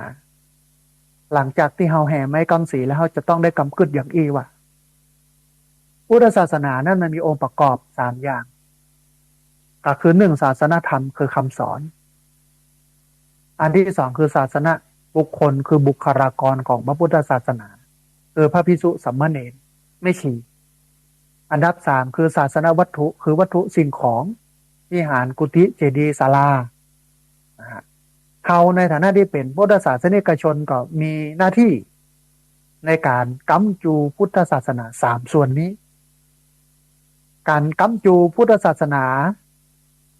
ในส่วนศาสนธรรมคือคำสอนเนี่ยเบื้องแรกเขาต้องไปเรียนรู้เหี่ยก่อนว่าพุทธเจ้าสอนอะไรพุทธเจ้าสอนอันหยังต้องรู้อันหยังที่เป็นคำสอนของพระพุทธเจ้าอันหยังที่บ่ใช่คำสอนของพระพุทธเจ้าแต่วันนี้ชาวพุทธส่วนใหญ่แทบจะบ่รู้เลยโอ้แต่เรื่องของการทำบุญสุนทานทั้งอันที่เปิ้นสอนเฮ้ก็ว่าเปิ้นสอนเฮ้เป็นคนดีแค่นั้นอ่ะมันบ่ได้ลึกได้ซึ้งอะไรอย่างไปมากกว่านั้นมันก็บ่แตกต่างอะไรอย่างกับศาสนาอื่นๆพระพุทธศาสนามันมีลักษณะพิเศษเพราะฉะนั้นเนี่ยต้องมาเรียนรู้ท่านผู้ฟังเรียนรู้คำสอนของพระพุทธเจ้าเมื่อเรียนรู้แล้วปุ๊บเอาไปปฏิบัติภาษาพระเปิ้นเรียกว่าโอปนยิโกน้อมเข้ามาใส่ตัวเมื่อปฏิบัติแล้วก็เอาไปเผยแพร่เอาไปบอกไปกล่าวให้คนอื่นได้รู้อันนี้คือหน้าที่ของเราที่มีต่อศาสนธรรมสองศาสนวัตถุเหรอหน้าที่ของเราต่อศาสนวัตถุต้องช่วยกันอันไหนที่มันบ่มีในวัดเขาเตื้อเขาก็แปลงแต่ต้องแปลงบนพื้นฐานบนหลักการที่บอกว่าเรียบง่าย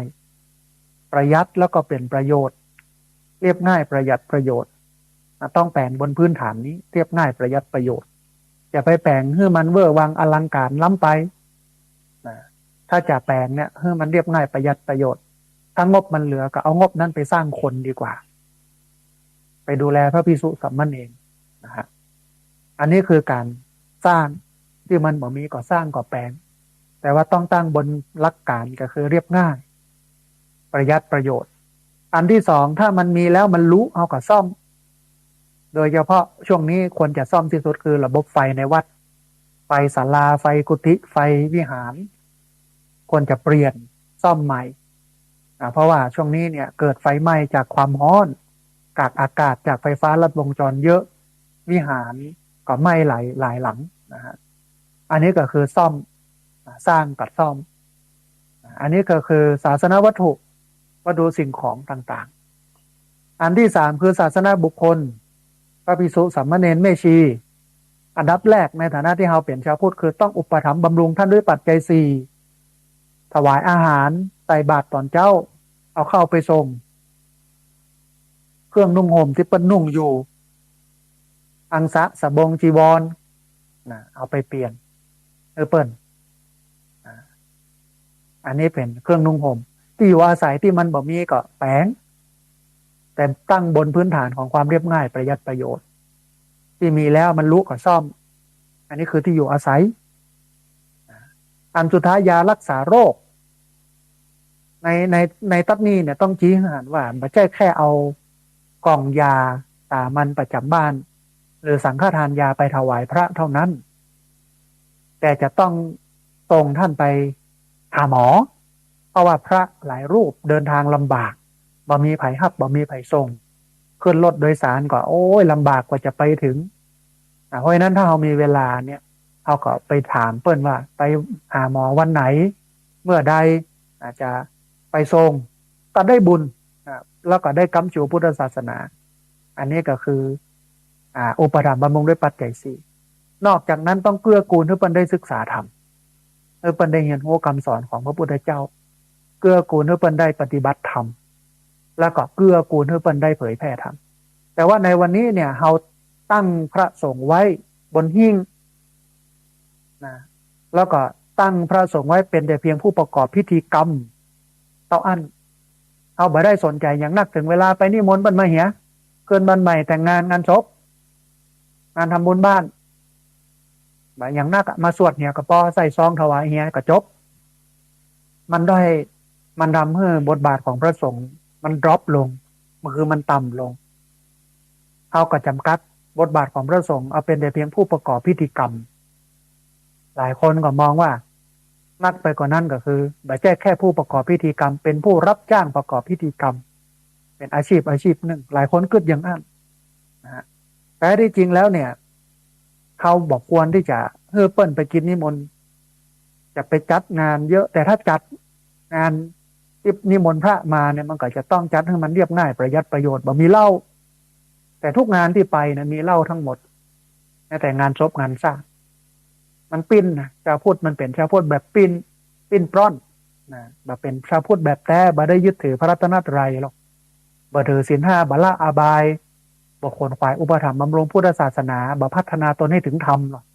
ก็มัวแต่ไปกินเหล้าเมายาทุกงานมีหมดนะรื่นเริงกับกิเลสนะฮะเฮาทวนกระแสกิเลสว่าเปิ้นตัวกับกิเลสเนี่ยนะเอาพระเข้าไปเป็นส่วนประกอบหนึ่งของชีวิตเพียงแต่เป็นผู้ประกอบพิธีกรรมแทนที่จะจัดงานนั้นให้คนได้ศึกษาธรรมให้คนได้เข้าใจธรรมอันนี้ก็คือ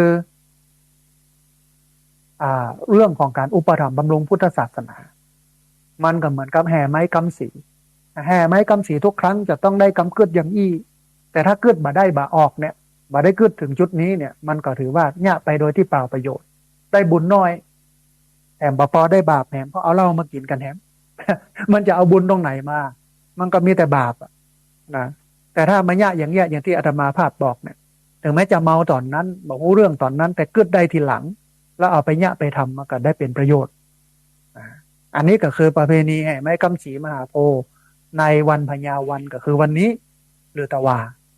ทีนี้ท่านผู้ฟังเนื่องด้วยเป็นวันที่เป็นวันขึ้นปีใหม่ภาษาภาคกลางฮ้องว่าวันเถลิงศพ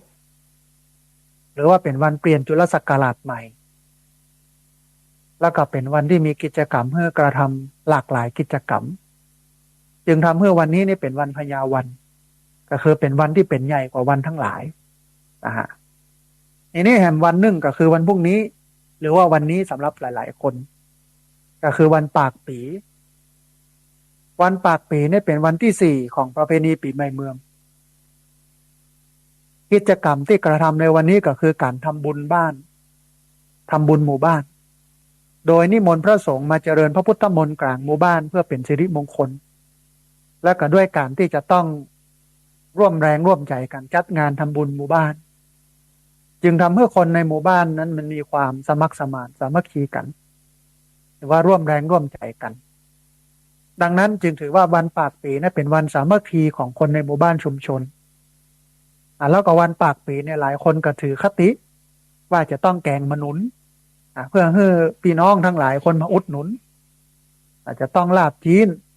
จะมีลาบมีโจ๊กอย่างเงี้ยแต่ส่วนใหญ่ก็จะนัดไปตั้งที่แกงมะหนุนข้ออย่างเพราะว่าตลอดระยะเวลาที่ผ่านมาวันที่13วันสังขารล่องวันที่14วันเนาวันที่15พญาวัน3วันลวดเนี่ยเสี่ยงตังเยอะกับการเอาไปซื้อเอาไปแอวเอาไปกินไปเล่นจนสตังค์บ่มีแล้วโลเหลือน้อยเอาอย่างมากินพอซ้ายพอขวาโอ้มนุษย์อยู่หั่นเอามาแกง อันนั้นก็เป็นทฤษฎีหนึ่งเนี่ยนะฮะเอามาแก้ขัดก่อนแต่ว่าหลายคนก็ถือคตินะว่าวันขึ้นปีใหม่วันปากปีวันที่2ของปีก็เอาอันมนุษย์มากินให้เป็นอุดหนุนอย่างเงี้ยที่จริงมันก็ไม่ได้เป็นอย่างที่เขาคิดนะฮะแต่เพียงแต่ว่าวันปากปีนั้นมันเป็นวันสามัคคีของคนในชุมชนนะทีนี้ท่านผู้ฟังการทอดรหัสประเพณีปีใหม่เมืองที่อาตมาภาพทอดเนี่ยมันมีวัตถุประสงค์เพื่อที่จะเชื่อมโยงประเพณีพิธีกรรมแล้วก็ความเชื่อต่างๆในช่วงเทศกาลประเพณีปีใหม่เมืองมาเป็นสื่อในการถ่ายทอดหลักธรรมหรือว่าหลักการของพุทธศาสนามาสู่การปฏิบัติในเทศกาลประเพณีปีใหม่เมืองเพื่อให้เกิดความเจริญงอกงามทางศีลธรรมตามหลักของพระพุทธศาสนาขึ้นในหมู่พุทธศาสนิกชนล้านนาดังนั้นเนี่ยการตีความต่างๆของการทอดรหัสประเพณีปีใหม่เมืองนี้เนี่ยจึงมีพุทธธรรมเป็นฐานบ่ได้มีหรือว่าตีความเพื่อเข้ากับความเชื่อของศาสนาพราหมณ์ของศาสนาผีหรือว่าไสยศาสตร์ตลอดจนถึงโหราศาสตร์แต่อย่างใดอาตมาภาพบ่ได้อู้ถึงเรื่องของวันไหนวันดีวันบ่ดีเพราะว่าดีชั่วอยู่ที่ตัวทำสูงต่ำอยู่ที่ทำตัว ถ้าสมมุติว่าหลายคนไปอ่านวันนี้ตามปฏิทินที่เปิ้นบอกว่าวันนี้วันดิวันบดีหลายคนก็เก็บเนื้อเก็บตัวก็จะโชคดีไปหลายคนก็บอกว่าวันนี้เป็นวันดีเนอะปีนี้นะคนเกิดวันนี้จะได้ดิบได้ดีประมาทกินเหล้าเมายาแอลเล่นเผลอๆในรถไปจนรถไปแฉลบไปบุบโหตีตากันตายเฮียก่อนทั้งที่เป็นวันเกิดในวันดีของปีนี้แต่วันเดือนปีนั้นคนเป็นคนคิดขึ้นท่านผู้ฟังมันบ่มีวันดีวันเสียนะฮะเพราะว่าอย่างดีชั่วมันอยู่ที่ตัวทำสูงต่ำอยู่ที่ทำตัวเขาทำดีวันไหนเวลาไหนเขาก็ดีเวลานั้นวันนั้นเขาทำบ่ดีเวลาไหนวันไหนเขาก็บ่ดีเวลานั้นวันนั้นอันนี้เป็นเรื่องไสยศาสตร์เป็นเรื่องพราหมณ์เป็นเรื่องผีอาตมาภาพก็เลยบ่เอามาอู้ในนี้ให้ท่านผู้ฟังทั้งหลายได้ทราบนะฮะทีนี้ท่านผู้ฟังมันมีประเด็นที่เป็นข้อถกเถียงกันอยู่ว่าประเพณีปีใหม่เมืองก็คือวันไหนกันแน่ ระหว่างวันที่13ก็คือวันสังขารล่องวันที่14วันเนาหรือว่าวันเน่าวันที่15วันพญาวันหรือวันที่14วันสังขารล่องวันที่15วันเนาวันที่16วันพญาวันข้อนี้เนี่ยท่านผู้ฟังอาตมาภาพบอกให้ความสำคัญเท่าใดนักก็อะไรอย่างก็ว่าวิธีนับวันเดือนปีมันต่างกันก็บ่แปลกที่จะมีวันเดือนปีที่ต่างกันเพราะว่าบางคนก็นับตามการเคลื่อนหรือว่าการโคจรของพระจันทร์ที่ฮ้องกันว่าจันทรคติบางคนก็นับตามการเคลื่อนหรือว่าโคจรของดวงอาทิตย์ของพระอาทิตย์ที่ฮ้องว่าสุริยคติแล้วก็แน่นอนว่าสูตรของการนับวันเดือนปีเนี่ยย่อมมีมากกว่านี้ดังนั้นย่อมจะมีสูตรการนับวันเดือนปีตามประเพณีปีใหม่เมืองแตกต่างหรือว่ามากไปกว่านี้แน่นอนมันมีประเด็นที่สำคัญประเด็นหนึ่งท่านผู้ฟังว่าเนี่ยอย่างวันพญาวันซึ่งเป็นวันสำคัญของประเพณีปีใหม่เมืองคือเป็นวันเปลี่ยนปีจุลศักราชคนภาคกลางเรียกว่าวันเถลิงศกถึงเคลื่อนหรือเปลี่ยนจากวันที่15มาเป็นวันที่16เหตุที่เป็นอย่างนี้ก็เพราะว่าดวงอาทิตย์ย้ายจากราศีมีนเข้าไปสู่ราศีเมษตั้งแต่วันที่14เมษายน2556ปี2556ทำให้วันปีใหม่เมืองของคนล้านนาเนี่ยมันเปลี่ยนไปจากเดิมโดยวันแรกที่ฮ้องกันว่าวันสังขารล่องคือวันที่13วันเนาวันที่2คือวันเนาก็คือวันที่14แล้วก็วันที่3วันพญาวันหรือว่าวันที่16วันเถลิงศกก็คือวันที่15เปลี่ยนหรือว่าเคลื่อนมาเป็นวันที่14 15 16 14สังขารล่อง15วันเนา16วันพญาวันมันเปลี่ยนกันมาตั้งแต่วันที่14เมษายน2556แล้วก็จะเป็นอย่างอี้ ไปจนถึงปี2585หรือแฮม18ปีนะแฮม18ปีตั้งหน้าตั้งแต่วันนี้ไปจนถึง18ปีตั้งหน้ามันจะเป็น14 15 16เมื่อถึง18ปีตั้งหน้าแล้วปุ๊บวันปีใหม่เมืองถึงจะกลับมาเป็นวันที่13 14 15แห่งครั้งหนึ่งตามสูตรการนับวันเดือนปีแบบล้านนาสูตรหนึ่งทั้งนี้ก็ขึ้นอยู่กับความพร้อมความสะดวกของชุมชนหรือว่าหมู่บ้านนั้นๆว่าจะถือเอาแบบไหนจะถือเอาวันไหนเอาความสะดวกของชุมชนว่าบ่มีทิศมีถูกนะฮะบางห้องสะดวก13 14 15ตามปฏิทินของประเทศที่เปิ้นตั้งไว้หรือบางคนสะดวกเอาที่มันถูกต้องตามแบบเบ้าโบราณดั้งเดิม14 15 16ก็ได้เพราะอะไรอย่างนั้นบูฟังเพราะว่าวันเดือนปีนั้นมนุษย์เป็นผู้คิดค้นขึ้นหรอกเพื่ออะไรอย่าง ก็เพื่อให้เกิดความเข้าใจตรงกันตรงกันปฏิบัติไปในแนวทางเดียวกันซึ่งแน่นอนว่าสมมุติบัญญัติที่มนุษย์บัญญัติขึ้นคิดขึ้นหรือว่าวางไว้เนี่ยย่อมเหมาะสมกับยุคสมัยนั้นๆและเมื่อการเวลาผ่านไปเนี่ยยุคสมัยผ่านไปก็ต้องปรับปรุงเปลี่ยนแปลงเพื่อเข้าหรือว่าเหมาะสมกับยุคสมัยเพื่อให้เกิดความเข้าใจตรงกันตรงกันปฏิบัติไปในแนวทางเดียวกันของชุมชนสังคมนั้นๆตามยุคตามสมัยนั้นๆนะฮะทีนี้ท่านผู้ฟัง สิ่งที่ควรจะมาถกเถียง หรือว่าให้ความสำคัญกันในเวลานี้วันนี้เนี่ยควรจะเป็นเรื่องความหมายและความสำคัญของประเพณีปีใหม่เมืองมากกว่าเพราะว่าอาตมาภาพเชื่อว่าวันนี้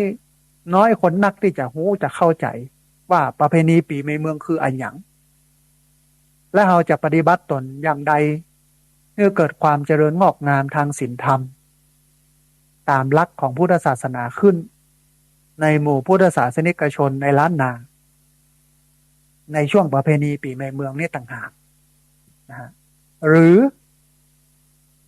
ที่มันลุมันแหลวอย่างที่มันนักไปเรื่องของการกินเหล้าเมายาฮดน้ำอย่างกันไปคนบ่ได้คิดถึงเรื่องศีลเรื่องธรรมอาจจะเป็นเพราะว่าเฮาบ่ได้ใส่ใจหรือว่าให้ความสำคัญกับประเด็นที่ว่าเฮาจะปฏิบัติตนอย่างใดเพื่อเกิดความเจริญงอกงามทางศีลธรรมตามหลักของพระพุทธศาสนาขึ้นในหมู่พุทธศาสนิกชนในล้านนาในช่วงประเพณีปีใหม่เมืองเขาอาจจะไม่ให้ความสำคัญในข้อนี้ก็ได้คนก็เลยไม่ให้ความสำคัญคนก็เลยไปให้ความสำคัญกับการฮดน้ำกับการกินเหล้ากับการแห่ขบวนต่างๆเนี่ยมันจึงทำให้ปีใหม่เมืองที่เฮาหันกันอยู่ถึงวันนี้เนี่ยมันเลอะเทอะมากไปด้วยการดื่มเหล้าเมายาจบด้วยการตายเพราะเมาแล้วครับปีละหลายร้อยคนนะฮะบอกว่า7 วันอันตรายปีนี้จะกี่ร้อยคนที่แน่ๆก็100 กว่าคนแล้วเกือบ200แล้วนะฮะอันนี้ตายนะบาดเจ็บกันหลายพันอุบัติเหตุเกิดขึ้นกันหลายหมื่นบาดเจ็บปีละเป็นหมื่นแล้วแถมบปนะท่านผู้ฟังมีทั้งโป๊เปื่อยลามกอนาจารเกิดการลวนลามข่มขืนกระทำชำเรามีให้เราได้หันเป็นข่าวอยู่ตลอดวันก่อนก็ป้อจายกับป้อจายลวนลามกันแล้วก็วันนี้ละอ่อนป้อจายเมาเอาแป้งไปปะแก้มแฟนคนอื่นแฟนของคนที่โดนปะแป้งกับบ่พอใจกับบุ๊บตีกันนะฮะเป็นข่าวอย่างนี้ตลอดเวลาอยู่ดาดดื่นนะฮะเป็นเพราะว่าเขาอาจจะบอกชัดเจนในเรื่องประเพณีปีใหม่เมืองแล้วพุทธศาสนากับเล่านี่มันไปคนละปางหรอมันบ่เข้ากัน อาตมาภาพเนี่ยจัดงานวัดงานวาเนี่ยมามีเหล้ามียาเข้ามาเกี่ยวข้องนะฮะมาได้สนใจเรื่องเหล้าเรื่องยาบ่คือมีในวัดด้วยซ้ำดนตรีก็ตามอะไรยังก็ตามห้ามมีในวัดนี้ในสถาบันธรรมาภิวัตน์ที่พักสงฆ์นี้ไม่มี1เหล้าบ่ให้กิน2บุหรี่บ่ให้สูบแล้วก็3บ่มีการแห่ที่มันวุ่นวายเอาหมอกสล้อซอซึงหมอกดนตรีพื้นเมืองก็พอมาปอม่วนปองานแบบศีลแบบธรรมบ่กินเหล้าเมายาแต่ว่าวันนี้เนี่ยหลายวัดต่างๆเวลาจัดงานหันออกข่าวโดยเฉพาะอีสานตีกันในวัดนั่นนะมีดนตรีรถแห่เมาเหล้าแล้วถามว่าคนเมาเนี่ยมันจะไปห้ามกันยังได้บ่ให้มันตีกันมันไปจัดที่บ้านบ่ต้องเกี่ยวกับวัดเนี่ยมันจะเป็นประโยชน์หลายคนก็มองว่าถ้ามาจัดอย่างเอี้ยมันก็ได้เงินนะวัดถามว่าวัดได้เงินแต่คนเสื่อมศีลธรรมเนี่ยมันบ่คุ้มนะฮะอันนี้ก็เอ่ยไว้ให้กับท่านผู้ฟังทั้งหลายได้ติดตามรับฟังกันในวันนี้นะฮะท่านผู้ฟังกำลังติดตามรับฟังรายการธรรมาภิวัตน์อันเป็นรายการวิทยุเพื่อการเผยแผ่พระพุทธศาสนาส่งเสริมการศึกษาและพัฒนาสังคมรายการนี้รับผิดชอบโดยอาตมาภาพพระสาธิตธีระปัญโยผู้อำนวยการสถาบันธรรมาภิวัตน์ สถาบันเพื่อเผยแผ่พระพุทธศาสนาส่งเสริมการศึกษาและพัฒนาสังคมตั้งอยู่ณที่พักสงฆ์สถาบันธรรมาภิวัตร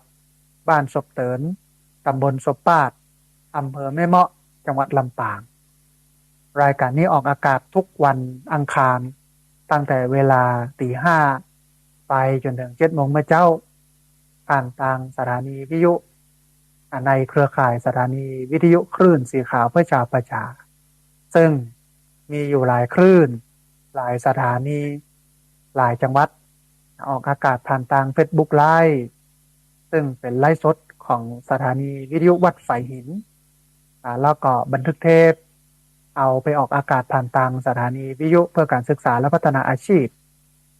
Radio Network FM 99.50 เมกะเฮิรตซ์ของวิทยาลัยเทคนิคกฟผ.แม่เมาะแล้วก็เอาไปออกผ่านทางเพจของสถาบันธรรมาภิวัตรซึ่งท่านผู้ฟังสามารถไปติดตามรับฟังย้อนหลังไปก๊อปปี้ลิงก์ไปคัดลอกลิงก์ส่งแชร์เอาไปให้กับญาติธรรมทั้งหลายได้ยินได้ฟังกันได้แถมตัวนะฮะท่านผู้ฟังขณะนี้ได้เวลาเปิดสายให้ท่านผู้ฟังที่ฟังอยู่ทางบ้านอาจจะได้โทรเข้ามาร่วมเอ่ยกันจะได้โทรเข้ามาร่วมแสดงกับความเห็นกันแล้วเรียนเชิญเจริญพรท่านผู้ฟังเนอะโทรเข้ามาร่วมเอ่ยกันโทรเข้ามาร่วมแสดงกับความเห็นกันที่เบอร์064 125 4122เบอร์064 125 4122เรียนเชิญเจริญพรได้โทรเข้ามาร่วมเอ่ยกันได้โทรเข้ามาร่วมแสดงกับความเห็นกันในเวลา30นาทีที่เหลืออยู่นี้นะในอาทิตย์ที่แล้วเนี่ยสัญญาณบอกค่อยชัดเจนต้องขอสุมาอภัยกันเลยได้ฮือญาติโยมได้โทรเข้ามาแต่วันนี้ชัดเจนอยู่โทรเข้ามาได้เลยพอดีมีสายเข้ามาสายหนึ่งเดี๋ยวครับสายนี้ก่อนเพื่อจะว่าจะได้พ่องเจริญพรเอาสาธุเจริญพรโยมแม่บ้านห้วยการเนาะสาธุได้เลยแม่ได้เลยกาปอมีอยู่โยมแม่มาโนนหนึ่งที่เรื่องแก้วมาของแย่พี่น้องทั้งหลายไม่รุ่นเดี๋ยวนี้เที่ยวกันเกี่ยวใจสร้างความวุ่นวายไล่ฟันฆ่าเพราะว่านะกินเมาเป็นบ้าข้าจะเคยมาบอกโอ้มึงพระมึงพุทธน้ำมากข้าวใส่แกงจะบุไรสบายจากข้าแหลมเอ็กแหลมไล่แตงไล่ข้าเป็นสั่งเลยจาเดี๋ยวนี้ที่เจ้าเดิมอ่อนขอวอนเจ้าที่สังคมจะได้เห็นบอกมีแก๊งไงบอกไล่ข้าบอกมีแก๊งเมนไล่ข้าบอกเคยได้ยินคนหลังแต่งหน้าอยู่ทุกสิการเรียบร้อย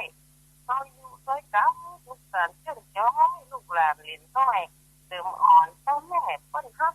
อบรมสั่งสอนลูกหลานต้องฟังคำสอนคนเฒ่าครูบาอาจารย์สั่งสอนลูกเจ้าสั่งสอนเฮาผลละจ้าเป็นนะเจ้าสาธุอนุโมทนาบุญกับแม่สายทองเนอะสาธุอนุโมทนาบุญกับแม่สายทองที่เอาข้าวเอาเครือดีๆมาเล่าท่านผู้ฟังทั้งหลายได้ฟังโดยเฉพาะแก๊งสมุไรนะฮะพี่น้องที่ติดตามรับฟังอยู่เนอะโทรเข้ามาให้กำลังใจกันโทรเข้ามาร่วมเอ่ยกันที่เบอร์064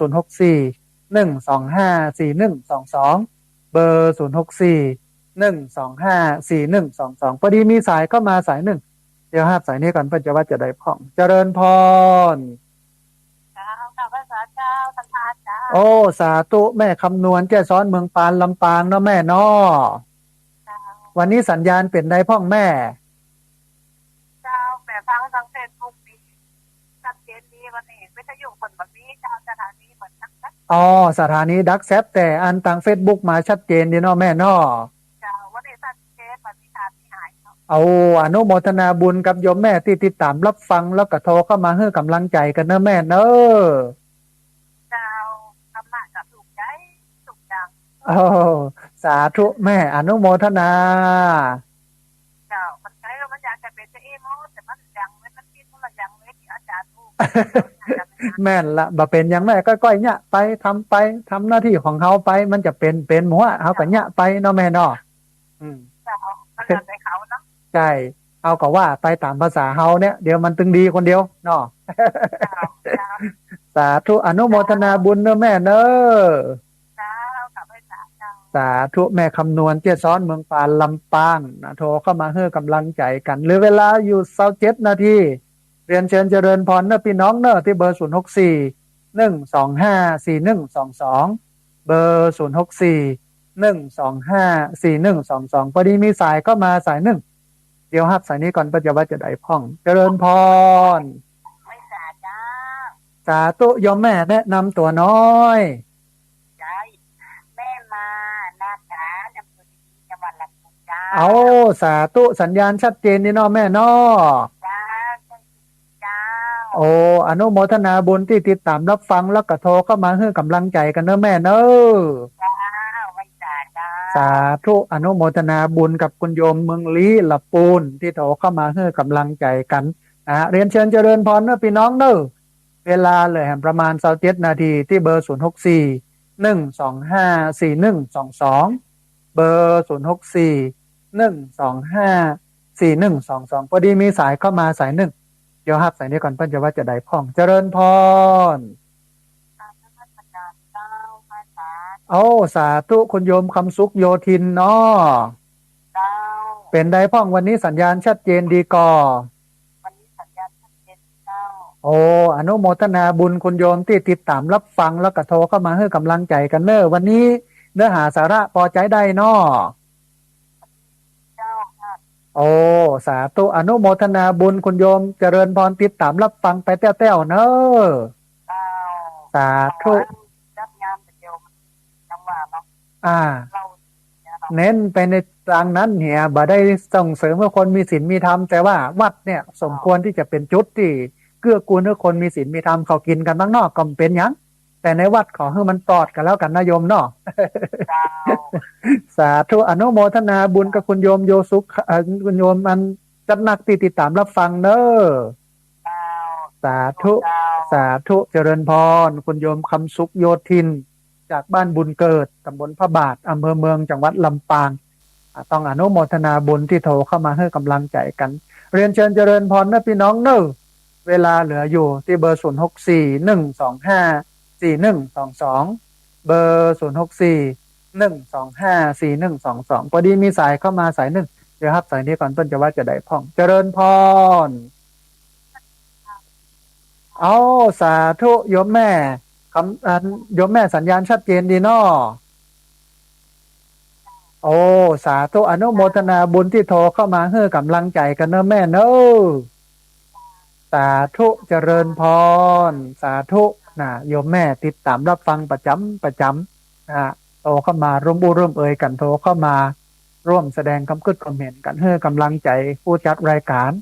มาเช็คสัญญาณอากาศตัวเนอะหมอกควันไฟป่าพายุตัวอย่างตัวแจ้งกันตัวนะฮะที่เบอร์0641254122เบอร์0641254122พอดีมีสายเข้ามาสายหนึ่งเดี๋ยวครับสายนี้ก่อนเพิ่นจะว่าจะได้พ่องเจริญพรโทรมาจากเชียงใหม่นะคะสาธุโยมแม่โทรมาจากไหนเอ่ยโทรมาจากเชียงใหม่ค่ะโอ้สัญญาณชัดเจนดีเนาะแม่เนาะเปิดฟังให้ความรู้เรื่องวันสงกรานต์ละเอียดมากค่ะเพราะปกติจะไม่เคยฟังสถานนะคะเปิดไปเจอเข้าเลยฟังจนจบเลยอ๋อสาธุมีทุกวันอังคารโยมแม่มีภูมิธรรมอยู่ใช้ได้เลยค่ะเห็นละเอียดทำให้เข้าใจขอโยมเป็นกำลังใจให้นะคะสาธุโยมแม่อนุโมทนาบุญที่โทรเข้ามาให้กำลังใจแล้วก็ติดตามรับฟังเนาะแม่เนาะกับรัฐบาลสาธุเจริญพรสาธุนะญาติโยมจากเชียงใหม่โทรเข้ามาบอกว่าเพิ่งฟังสถานีวิทยุนี้ฟังรายการนี้นะฮะเมื่อเช้า แล้วก็ได้ประโยชน์จากการถอดรหัส ประเพณีปีใหม่เมืองอย่างมากต้องอนุโมทนาบุญกับโยมแม่เนอะนะฮะพอดีมีสายเข้ามาสายหนึ่งเดี๋ยวครับพอดีลุดไปโทรเข้ามาใหม่นะโยมเนอะที่เบอร์0641254122เบอร์0641254122 1254122พอดีมีสายเข้ามาสายหนึ่งเดี๋ยวรับสายนี้ก่อนเพื่อนจะว่าจะได้พ้องเจริญพรครับอาจารย์ครับอาจารย์เอาสาธุลุงคำบ้านห้วยการบ้านห้องละปูนเนาะครับสัญญาณเป็นได้พ้องลุงคำวันนี้ก็เหมือนเดิมครับชัดเจนเนาะลุงคำเนาะครับอนุโมทนาบุญลุงคำที่ติดตามรับฟังแล้วก็โทรเข้ามาให้กำลังใจกันเนอะลุงคำเนอะครับแล้ววันพรุ่งนี้อาจารย์ไปไหนบ้างครับวันพรุ่งนี้วันที่17มีกิจนิมนต์ในหมู่บ้านซบเตินแต่ว่าแป๊บเดียวแต่ที่เหลือก็ว่างละจะได้เข้าไปน้ำหัวอาจารย์เอาสาธุดีละโยมดีละเดี๋ยวมาปะกันเนอะวันพรุ่งนี้เนอะครับมากเลยมาหาก่อนได้ก็ตอนเช้านี่อาจจะมีกิจนิมนต์น้อยหนึ่งแต่ว่าบ่ายโมงนี่ว่างละได้โยมได้อย่างใดพรุ่งนี้ปะกันเนาะครับผมสาธุนะลุงคำบ้านห้วยการบ้านห้องละปูนเปิ้นจะมาดำหัวต้องอนุโมทนาบุญกับลุงคำตัวแล้ววันนี้เนี่ยที่พักสงฆ์สถาบันธรรมที่วัดก็จะมีกิจกรรมทำบุญตอนเช้า8 โมงถึง9 โมงแล้วก็จะมีการถอดรหัสประเพณีปีใหม่เมืองแล้วก็ตอนบ่ายโมงเนี่ยก็จะมีการส่งน้ำพระพุทธรูปแล้วก็สุมาการวะดำหัวครูบาอาจารย์นะฮะเพราะฉะนั้นท่านไหนที่มีเวลาเนอะอยู่ใกล้อย่างใดก็เรียนเชิญเจริญพรได้มาร่วมบุญกันได้พอดีมีสายเข้ามาสายหนึ่งเดี๋ยวครับสายนี้ก่อนเปิ้ลจะว่าจะได้พ่องเจริญพรอ๋อสาธุโยมแม่สัญญาณเป็นได้พ่องวันนี้เนื้อหาสาระก็พอใจได้เนาะแม่เนาะได้โอ้อนุโมทนาบุญกับโยมแม่ตีวันดำหัวครูบาอาจารย์พระนักจัดรายการวิทยุเนาะ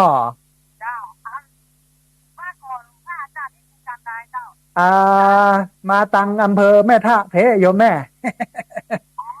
แต่ว่าอยู่อำเภอแม่เมาะมาตังโรงไฟฟ้าแม่เมาะอยู่ใกล้ๆโรงไฟฟ้าแม่เมาะนี่โยมแม่ถ้าท่านใดอยากจะมาเยี่ยมมาแอวหาก็มาได้เลยได้พบกันแล้วเนาะแม่เนาะสาธุอนุโมทนาเนาะแม่เนอะสาธุนะแม่ลิบ้านห้วยทกอำเภอบ้านโฮงจากวัดละปูนเรียนเชิญเจริญพรเนอะพี่น้องเนอะเวลาเลยหันนัดอยู่เนอะที่เบอร์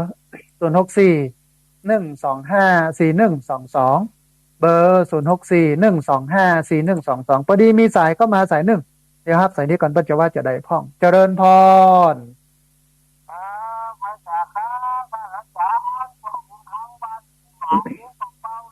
โอ้สาธุโยมป้องหายไปจัดเมินเนอะสัญญาณเอาสาธุสัญญาณชัดเจนนะป้อเนาะโอ้อนุโมทนาบุญกับป้อบุญธรรมบ้านป่งหนองเวียงป่าเป้าเนอะป้อเนอะสาธุป้อสาธุเจริญพรนะป้อบุญธรรมโทรเข้ามาให้กำลังใจกันต้องอนุโมทนาบุญเวลาแหลม20 นาทีนะท่านผู้ฟังเนอะเรียนเชิญเจริญพรได้ที่เบอร์064 125 4122เบอร์064 125 4122เรียนเชิญเจริญพรได้โทรเข้ามาร่วมเอ่ยกันโทรเข้ามาร่วมแสดงความคิดความเห็นกันในรายการธรรมาภิวัตน์วันนี้นะฮะเรียนเชิญเจริญพรนะท่านผู้ฟังเนอะเวลาเลยประมาณ20 นาที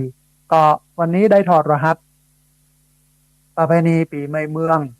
ก็พอที่จะทำให้ท่านผู้ฟังได้ตื่นได้เบิกบานก็คือได้พุทธะคือการรู้ตื่นเบิกบานในเรื่องของอันประเพณีปีใหม่เมืองพุทธศาสนานี่เป็นศาสนาที่เรียบง่ายประหยัดประโยชน์ลึกซึ้งแต่บ่ลึกลับนะฮะเพราะฉะนั้นเราจะไปทำให้พุทธศาสนามันลึกลับนะมันเป็นศักดิ์สิทธิ์อิทธิฤทธิปาฏิหาริย์อันนี้ไม่ใช่แนวพุทธศาสนาเพราะนั้นต้องทำให้มันลึกซึ้งแต่ไม่ลึกลับพอดีมีสายก็มาดันสายหนึ่งเดี๋ยวครับสายนี้ก่อนเปิ้ลจะว่าจะได้พ่องเจริญพรสาธุโยมแม่แนะนำตัวน้อยโอ้สาธุสัญญาณเป็นใดพ่อแม่วันนี้เนื้อหาสาระพอใจได้อยู่เนาะแม่เนาะเข้าใจชัดเจนนักขึ้นเนาะแม่เนาะ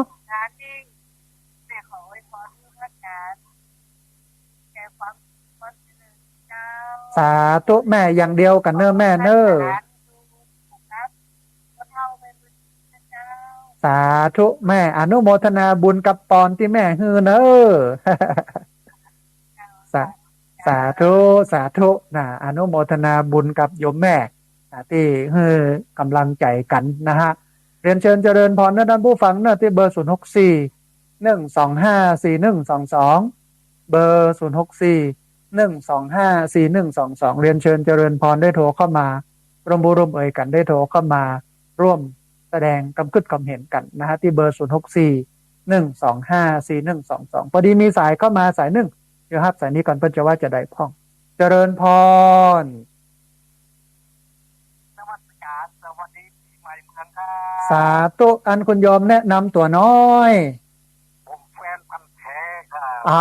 บ สาธุเจริญพรจำเสียงได้คุณโยมนะสัญญาณชัดเจนนะโยมเนาะ ชัดแจ๋วดังใจเลยครับ แล้ววันนี้ก็ได้ประโยชน์กับการทอดรหัสประเพณีปีใหม่เมืองเนาะ ผมขออวยพรทุกท่านสุขภาพแข็งแรงนะครับร่ำรวยครับ สาธุอนุโมทนาบุญกับโยมจัดหนักเนอะสาธุ สาธุอนุโมทนาบุญกับโยมเนอะต้องอนุโมทนาบุญกับโยมตัวที่โทรเข้ามาให้กำลังใจกันศีลปอนตัวนะฮะเรียนเชิญเจริญพรนะท่านผู้ฟังเนอะที่เบอร์0641254122เบอร์0641254122พอดีมีสายเข้ามาสายหนึ่งเดี๋ยวครับสายนี้ก่อนเพื่อจะว่าจะได้พ่องเจริญพรสาธุไม่หลงบ้านบวกเมืองลี้เนาะแม่เนาะสัญญาณชัดเจนเนาะแม่เนาะสาธุพอดีเปิ้นโทรกันมานักมาหลายต้องขอสุมาภัยกับแม่ตัวสาธุได้ประโยชน์นักเนาะแม่เนาะวันนี้เนาะมีก็ลมแม่บะตกเลยแม่นั่นนะล้อฝนหายแซบหายซอยนะเนาะเดี๋ยวตึงมาแม่มันตั้งเก้าไว้ฮะละเดี๋ยวมันมาเนาะ สาธุอนุโมทนาบุญกับโยมแม่เนอะสาธุเจริญพรสาธุแม่สาธุเจริญพรแม่หลงบ้านบวกเมืองลี้ละปูนโทรเข้ามาให้กำลังใจกันเรียนเชิญเจริญพรเนอะท่านผู้ฟังเนอะที่เบอร์0641254122เบอร์0641254122คือท่านผู้ฟัง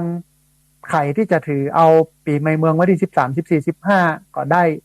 ถือเอาปีใหม่เมืองวันที่14 15 16ก็ได้แล้วแต่ความสะดวกของไผ่ของมันนะเพราะว่าคนเป็นคนกึดขึ้นเรื่องวันเวลาเหล่านี้บ่ได้มีอย่างเสียหายเอาวันใดก็ได้นะฮะวันนี้สำหรับหลายคนก็เป็นวันปากปีแต่หลายคนก็เป็นวันพญาวันได้หมดทุกอย่างทุกเรื่องไม่มีปัญหานะฮะแล้วแต่ความสะดวกของเขาขอให้วันนั้นเป็นวันของการทำความดีกันแล้วกันต้นหน้านะฮะพอดีมีสายเข้ามาสายหนึ่งเดี๋ยวครับสายนี้ก่อนเปิ้ลจะว่าจะได้พ่องเจริญพรสัญญาณเป็นใดพ่องแม่วันนี้ชัดเจนดีกว่าแม่สาธุว่ามาเลยแม่ว่ามาเลยพอดีเปิ้นฟังกันนักกันหลายต้องขอสุมาภัยกับโยมแม่เป็นเนอสาธุแม่สาธุอนุโมทนาจำได้แม่จำได้ที่บ้านนาแจ้แม่เมาะอนุโมทนาเจริญพรสาธุนะฮะโยมแม่จากนั้นแม่เมาะบ้านนาแจ้โทรเข้ามาร่วมเอ่ยกันนะฮะเรียนเชิญเจริญพรเนอะท่านผู้ฟังที่เบอร์0641254122ก็ขอแจ้งให้กับนักเรียนโรงเรียนผู้สูงอายุตำบลศพปาดเนาะวันที่1เดือนพฤษภาคมนะเขาก็จะมีการดำหัวครูบาอาจารย์ตัวนะฮะก็ญาติโยมก็เตรียมตุงไส้หมูนะตุงอะไรอย่างต่างๆมาปักเจดีย์ทรายตัวก็จะทำบุญกันในวันนั้นตัวแล้วก็จะสุมาการวะประสงค์นะครูบาอาจารย์ดำหัวคนเฒ่าคนแก่กันตัวนะฮะพอดีมีสายเข้ามาแถมสายหนึ่งเดี๋ยวครับสายนี้ก่อนเปิ้ลจะว่าจะได้พ่องเจริญพรสัญญาณชัดเจนดีเนาะแม่เนาะ ดอยสะเก็ดเป็นได้พ่องแม่ฝนตกพ่องก็ดอยสะเก็ดอ่ะ จ้า ตกก็แม่ฝน คนบัดตกเจ้า บ่ตกเนาะ คืนหนาวอยู่ อ๋อพอเย็นอยู่เนาะแม่เนาะ จ้า ดอยสะเก็ดมันอยู่บนดอยลูก ก็เลยเย็นก็เลยจุ่มกัน ต้องอนุโมทนาบุญกับโยมแม่ที่ติดตามรับฟังแล้วก็โทรเข้ามาให้กำลังใจกันเนอะแม่เนอะ จ้าเป็นกำลังใจเนอะ สาธุแม่อนุโมทนา จ้า สาธุ ไม่ซอยของเนอะ สาธุแม่สาธุเจริญพร จ้า สาธุนะโยมแม่โทรเข้ามาจากดอยสะเก็ดเทพเสด็จโทรเข้ามาให้กำลังใจกัน เวลาเลยประมาณ10 นาทีท่านผู้ฟัง เรียนเชิญเจริญพรที่เบอร์064 125 4122เบอร์064 125 4122พอดีมีสายเข้ามาสายหนึ่งเดี๋ยวฮับสายนี้ก่อนปัจจุบันจะได้พ่องเจริญพร แล้ว เจริญพร รับแล้ว เจริญพรโยมแม่แนะนำตัวน้อย ก็วันให้แม่จะโอนเงินไปให้แม่ยังไม่ได้โอนมาสงสัยว่าบัญชีอาจารย์ไปรับเองหรือให้ใครไปรับ บัญชีวัดเนี่ยให้เด็กวัดไปปรับโยมแม่ อ๋อให้เด็กวัดไปรับเหรอ ใช่นะโยมแม่โอนเข้ามาในบัญชีที่บอกได้เลยเนาะ ก็ทีแรกจะโอนไปเห็นแปลกๆก็เลยไม่กล้าโอนแล้ววันนี้เดี๋ยวแม่จะโอนให้ไป ได้เลยโยมแม่ ไง จำได้โยมแม่จำได้ แล้ววันนั้นมันจะโอนแล้วก็เลยแม่สงสัยเรื่องบัญชีว่าทำไมอาจารย์ไม่ได้รับเอง เพราะว่ามันเป็นบัญชีวัดโยมแม่ มันเป็นบัญชีของวัดของที่พักสงฆ์มันข้อความมันไม่ได้แจ้งทางโทรศัพท์ต้องเอาไปปรับอีกทีนึงอันนี้โอนไปไม่มีปัญหานะ ไม่มีโยมแม่ไม่มีโอนเข้ามาบัญชีวัดได้เลยที่จุดนี้นะ 5360เดี๋ยวแม่จะโอนไป300 บาททำบุญไว้ห้องน้ำเนอะ สาธุโยมแม่อนุโมทนาบุญกับโยมแม่เนอะเอาบัญชีนี้นะ เจริญพรโอนมาได้เลยโยมแม่เอาบัญชีนี้นะ เจริญพร สาธุนะโยมแม่เปิ้ลอยากจะมาทำบุญห้องน้ำนะฮะท่านไหนที่อยากจะร่วมทำบุญสร้างห้องน้ำถวายไว้ในพระพุทธศาสนาก็เจริญพรเนอะที่บัญชีเงินฝากของที่พักสงฆ์สถาบันธรรมาภิวัตรธนาคารกรุงไทยสาขาประตูชัยหมายเลขบัญชี5360755318หมายเลขบัญชี5360755318หรือว่าท่านไหนอยากจะมาด้วยตัวเองก็โทรเข้ามาก่อนที่เบอร์064 125 4122พอดีมีสายเข้ามาสายหนึ่งเดี๋ยวครับสายนี้ก่อนเปิ้ลจะว่าจะได้คล่องเจริญพรสาธุสัญญาณชัดเจนดีเนาะวันนี้ได้ความรู้อย่างละเอียดเลยเจ้าสำหรับวันของการปัญญาวันอย่างนี้เนาะเข้าใจพอชัดเจนดีเนาะสาธุส่วนวัดใช่ใช่พอเข้าใจเนาะแม่เนาะเจ้าปีใหม่นี้ก็ขอให้ท่านเจ้าแล้วพระพุทธศาสนาเจ้าสาธุแม่อนุโมทนาสาธุเจริญพรอนุโมทนาบุญญาติโยมที่โทรเข้ามาให้กำลังใจก็ถ้าเป็นวัดทั่วไปก็จะอู้ถึงเรื่องของนายบัณฑิตที่เถียงกันอู้กันถามปัญหากันกับกบิลพรหมก็ถูกตัดหัวพอตอบคำถามได้บัณฑิตตอบคำถามได้หัวของกบิลพรหมมันฮ้อนจะไปไว้ที่ไหนกะแห่มีลูกสาวมาแต่นั่นก็เป็นสงกรานต์นะฮะของภาคกลางแต่ประเพณีปีใหม่เมืองเนี่ยมันไม่ได้อู้ถึงเรื่องนี้แต่อู้ถึงเรื่องนิติอาตมาภาพว่าเนี่ยนะฮะพอดีมีสายเข้ามาทางสายหนึ่งเดี๋ยวฮับสายนี้ก่อนเพิ่นจะว่าจะได้พ่องเจริญพรสาธุแม่บัวไขสัญญาณชัดเจนเนาะแม่เนาะชัดเจนดีจ้าสาธุแม่ได้กำลังใจจัดหนักอนุโมทนาบุญกับแม่บัวไขเนอะสาธุเจริญพรส าธุนะเรียนเชิญเจริญพรเนอะท่านผู้ฟังเวลาเลยครับ7 นาทีได้ที่เบอร์0641254122เบอร์0641254122เรียนเชิญเจริญพรได้โทรเข้ามาร่วมเอ่ยกันได้โทรเข้ามาร่วมแสดงความเห็นกันหลังจากจัดรายการแล้วก็บ่มีเวลาจะได้รับโทรศัพท์เนอะเพราะว่า8 โมงถึง 9 โมงนั้นก็จะมีพิธีทำบุญตักบาตรฟังเทศน์นั่งสมาธิภาวนาถวายทายธรรมถวายตุงถวายอย่างกันไปแล้วก็อาจจะหลัง9 โมงไปแล้วท่านผู้ฟังก็โทรเข้ามานะฮะพอดีมีสายเข้ามาแห่งสายหนึ่งเดี๋ยวรับสายนี้ก่อนเพื่อจะว่าจะได้พ่องเจริญพรสาธุเอาห้างชัดเนาะแม่เนาะสัญญาณเป็นได้พ่องแม่ห้างชัดวันนี้ชัดเจนดีเจ้าโอ้อันอาจารย์จะอันได้ซอบของมันได้เนาะเพราะว่าอันวันนี้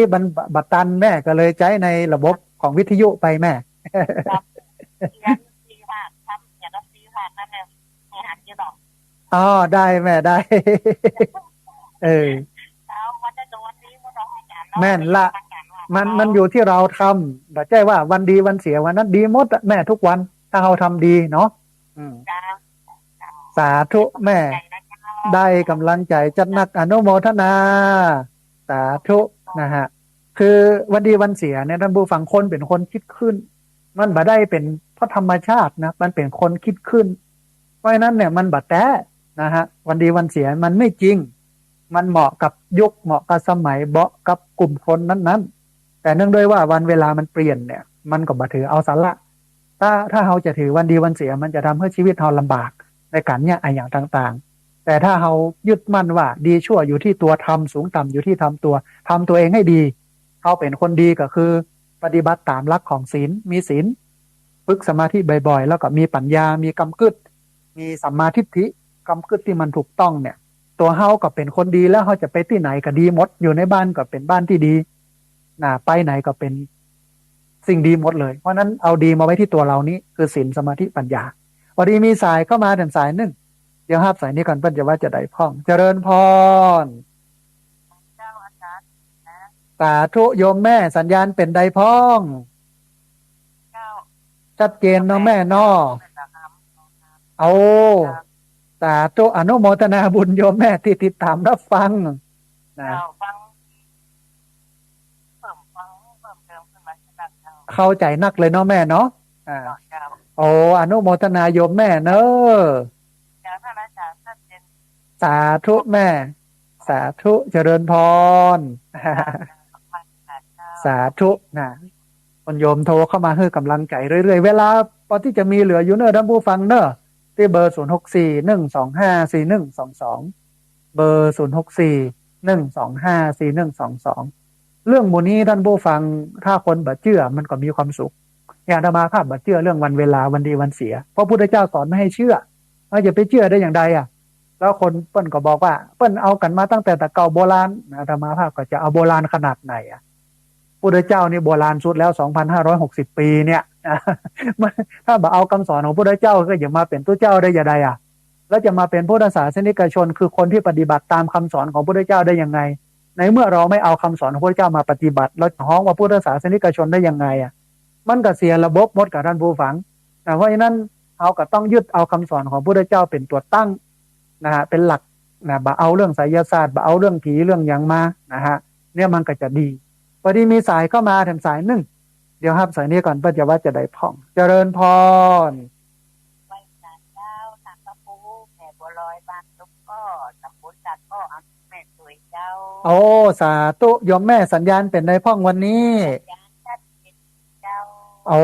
สาธุแล้วก็ได้สาระได้ความรู้กับปอดีอยู่นอแม่นอไม่จัดเจ้าโอ้ก็ได้เหมือนอย่างอาจารย์ว่าเนาะแม่นละโยมแม่แม่นละต้องอนุโมทนาบุญกับโยมแม่เนอะแม่เนอะสาธุขอให้อาจารย์รับโยมไปนานๆเด้อเจ้าสาธุแม่เจริญพรสาธุนะอนุโมทนาบุญนะญาติโยมโทรเข้ามาจากแม่สวยเจียงไฮ้ต้องอนุโมทนาบุญตัวเรียนเชิญเจริญพรเนอะท่านผู้ฟังเนอะที่เบอร์0641254122เบอร์0641254122 01254122แต่จะให้คนหนุ่มคนกลับมาฟังเนี่ยคงจะยากแล้วยังบ่ตื่นตัวโลกวันนี้ วันนี้ยังบ่ตื่นเตื้อแต่ที่จริงคือคนรุ่นใหม่เนี่ยเพิ่นเข้าใจเรื่องนี้ก็คนรุ่นใหม่นั่นแหละปัญหาเยอะกับคนวัยรุ่นหนุ่มสาวเนี่ยนะที่จะไปสร้างปัญหาก่อทุกข์ก่อโทษถ้าเกิดความเดือดร้อนเนี่ยก็คนหนุ่มคนสาวทั้งนั้นที่กินเหล้าเมายาถ้าเพิ่นมาฟังตอนนี้อย่างน้อยเพิ่นได้รู้ได้เข้าใจก็ถือว่าเป็นประโยชน์ดีนะฮะการเวลาพอที่จะเหลือ1 นาทีเนอะพอดีมีสายเข้ามาขอสายนี้เป็นสายสุดท้ายก็แล้วกันนะฮะเจริญพรสาธุโยมแม่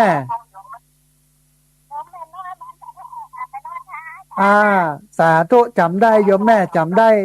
นะสัญญาณเป็นได้พ่อแม่วันนี้เจอกันแล้วเนาะที่วัดบรรพตสถิตเนาะแม่เนาะก็แล้วเสร็จแล้วก็กลับเลยแม่พอดีมีธุระต่อวันนั้นนะอ่าหันกันได้ปะกันอยู่ได้โอ้ได้เอ่ยกันอยู่ ฮู้จักแล้วโยมแม่น้อยเนาะตะกี้ก็ได้โอออกอากาศไปแล้ว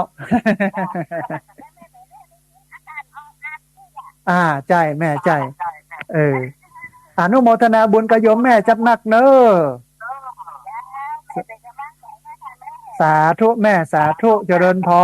รสาธุนะเอาละท่านผู้ฟังเวลาของรายการธรรมาภิวัตรหมดลงแล้วเขาจะปะกันทำไมทุกวันอังคารเนอะ4-5 ถึง 7 โมงแม่เจ้าวันเสาร์8 โมงถึง 9 โมงวันพฤหัสบดี2 ทุ่มถึง 3 ทุ่มติดหนึ่งครับปะกัน3 วันนะฮะวันนั้นก็ติดตามรับฟังกันติดตามรับชมกันได้นะวันนี้ต้องกราบขอบพระคุณครูบาอาจารย์พระเถรานุเถระที่เคารพอย่างสูงทุกรูปอนุโมทนาบุญกับเจ้าของคลื่นเจ้าของสถานีที่รับสัญญาณเอาไปออกอากาศส่งกระจายเสียงอนุโมทนาบุญกับญาติโยมทุกคนทุกท่านที่ติดตามรับฟังทุกคนทุกท่านที่โทรเข้ามาต้องขอสุมาภัยกับญาติโยมที่โทรเข้ามาแล้วบัดติดโทรเข้ามาแล้วบัดได้รับสายเดี๋ยววันอังคารหน้าวันเสาร์หน้าแล้วก็วันพฤหัสบดีหน้าโทรเข้ามากันใหม่วันนี้สัพพะพุทธานุภาเวนะด้วยเดชเดชะอนุภาพของพระพุทธเจ้าสัพพะธรรมานุภาเวนะด้วยเดชเดชะอนุภาพของพระธรรมเจ้า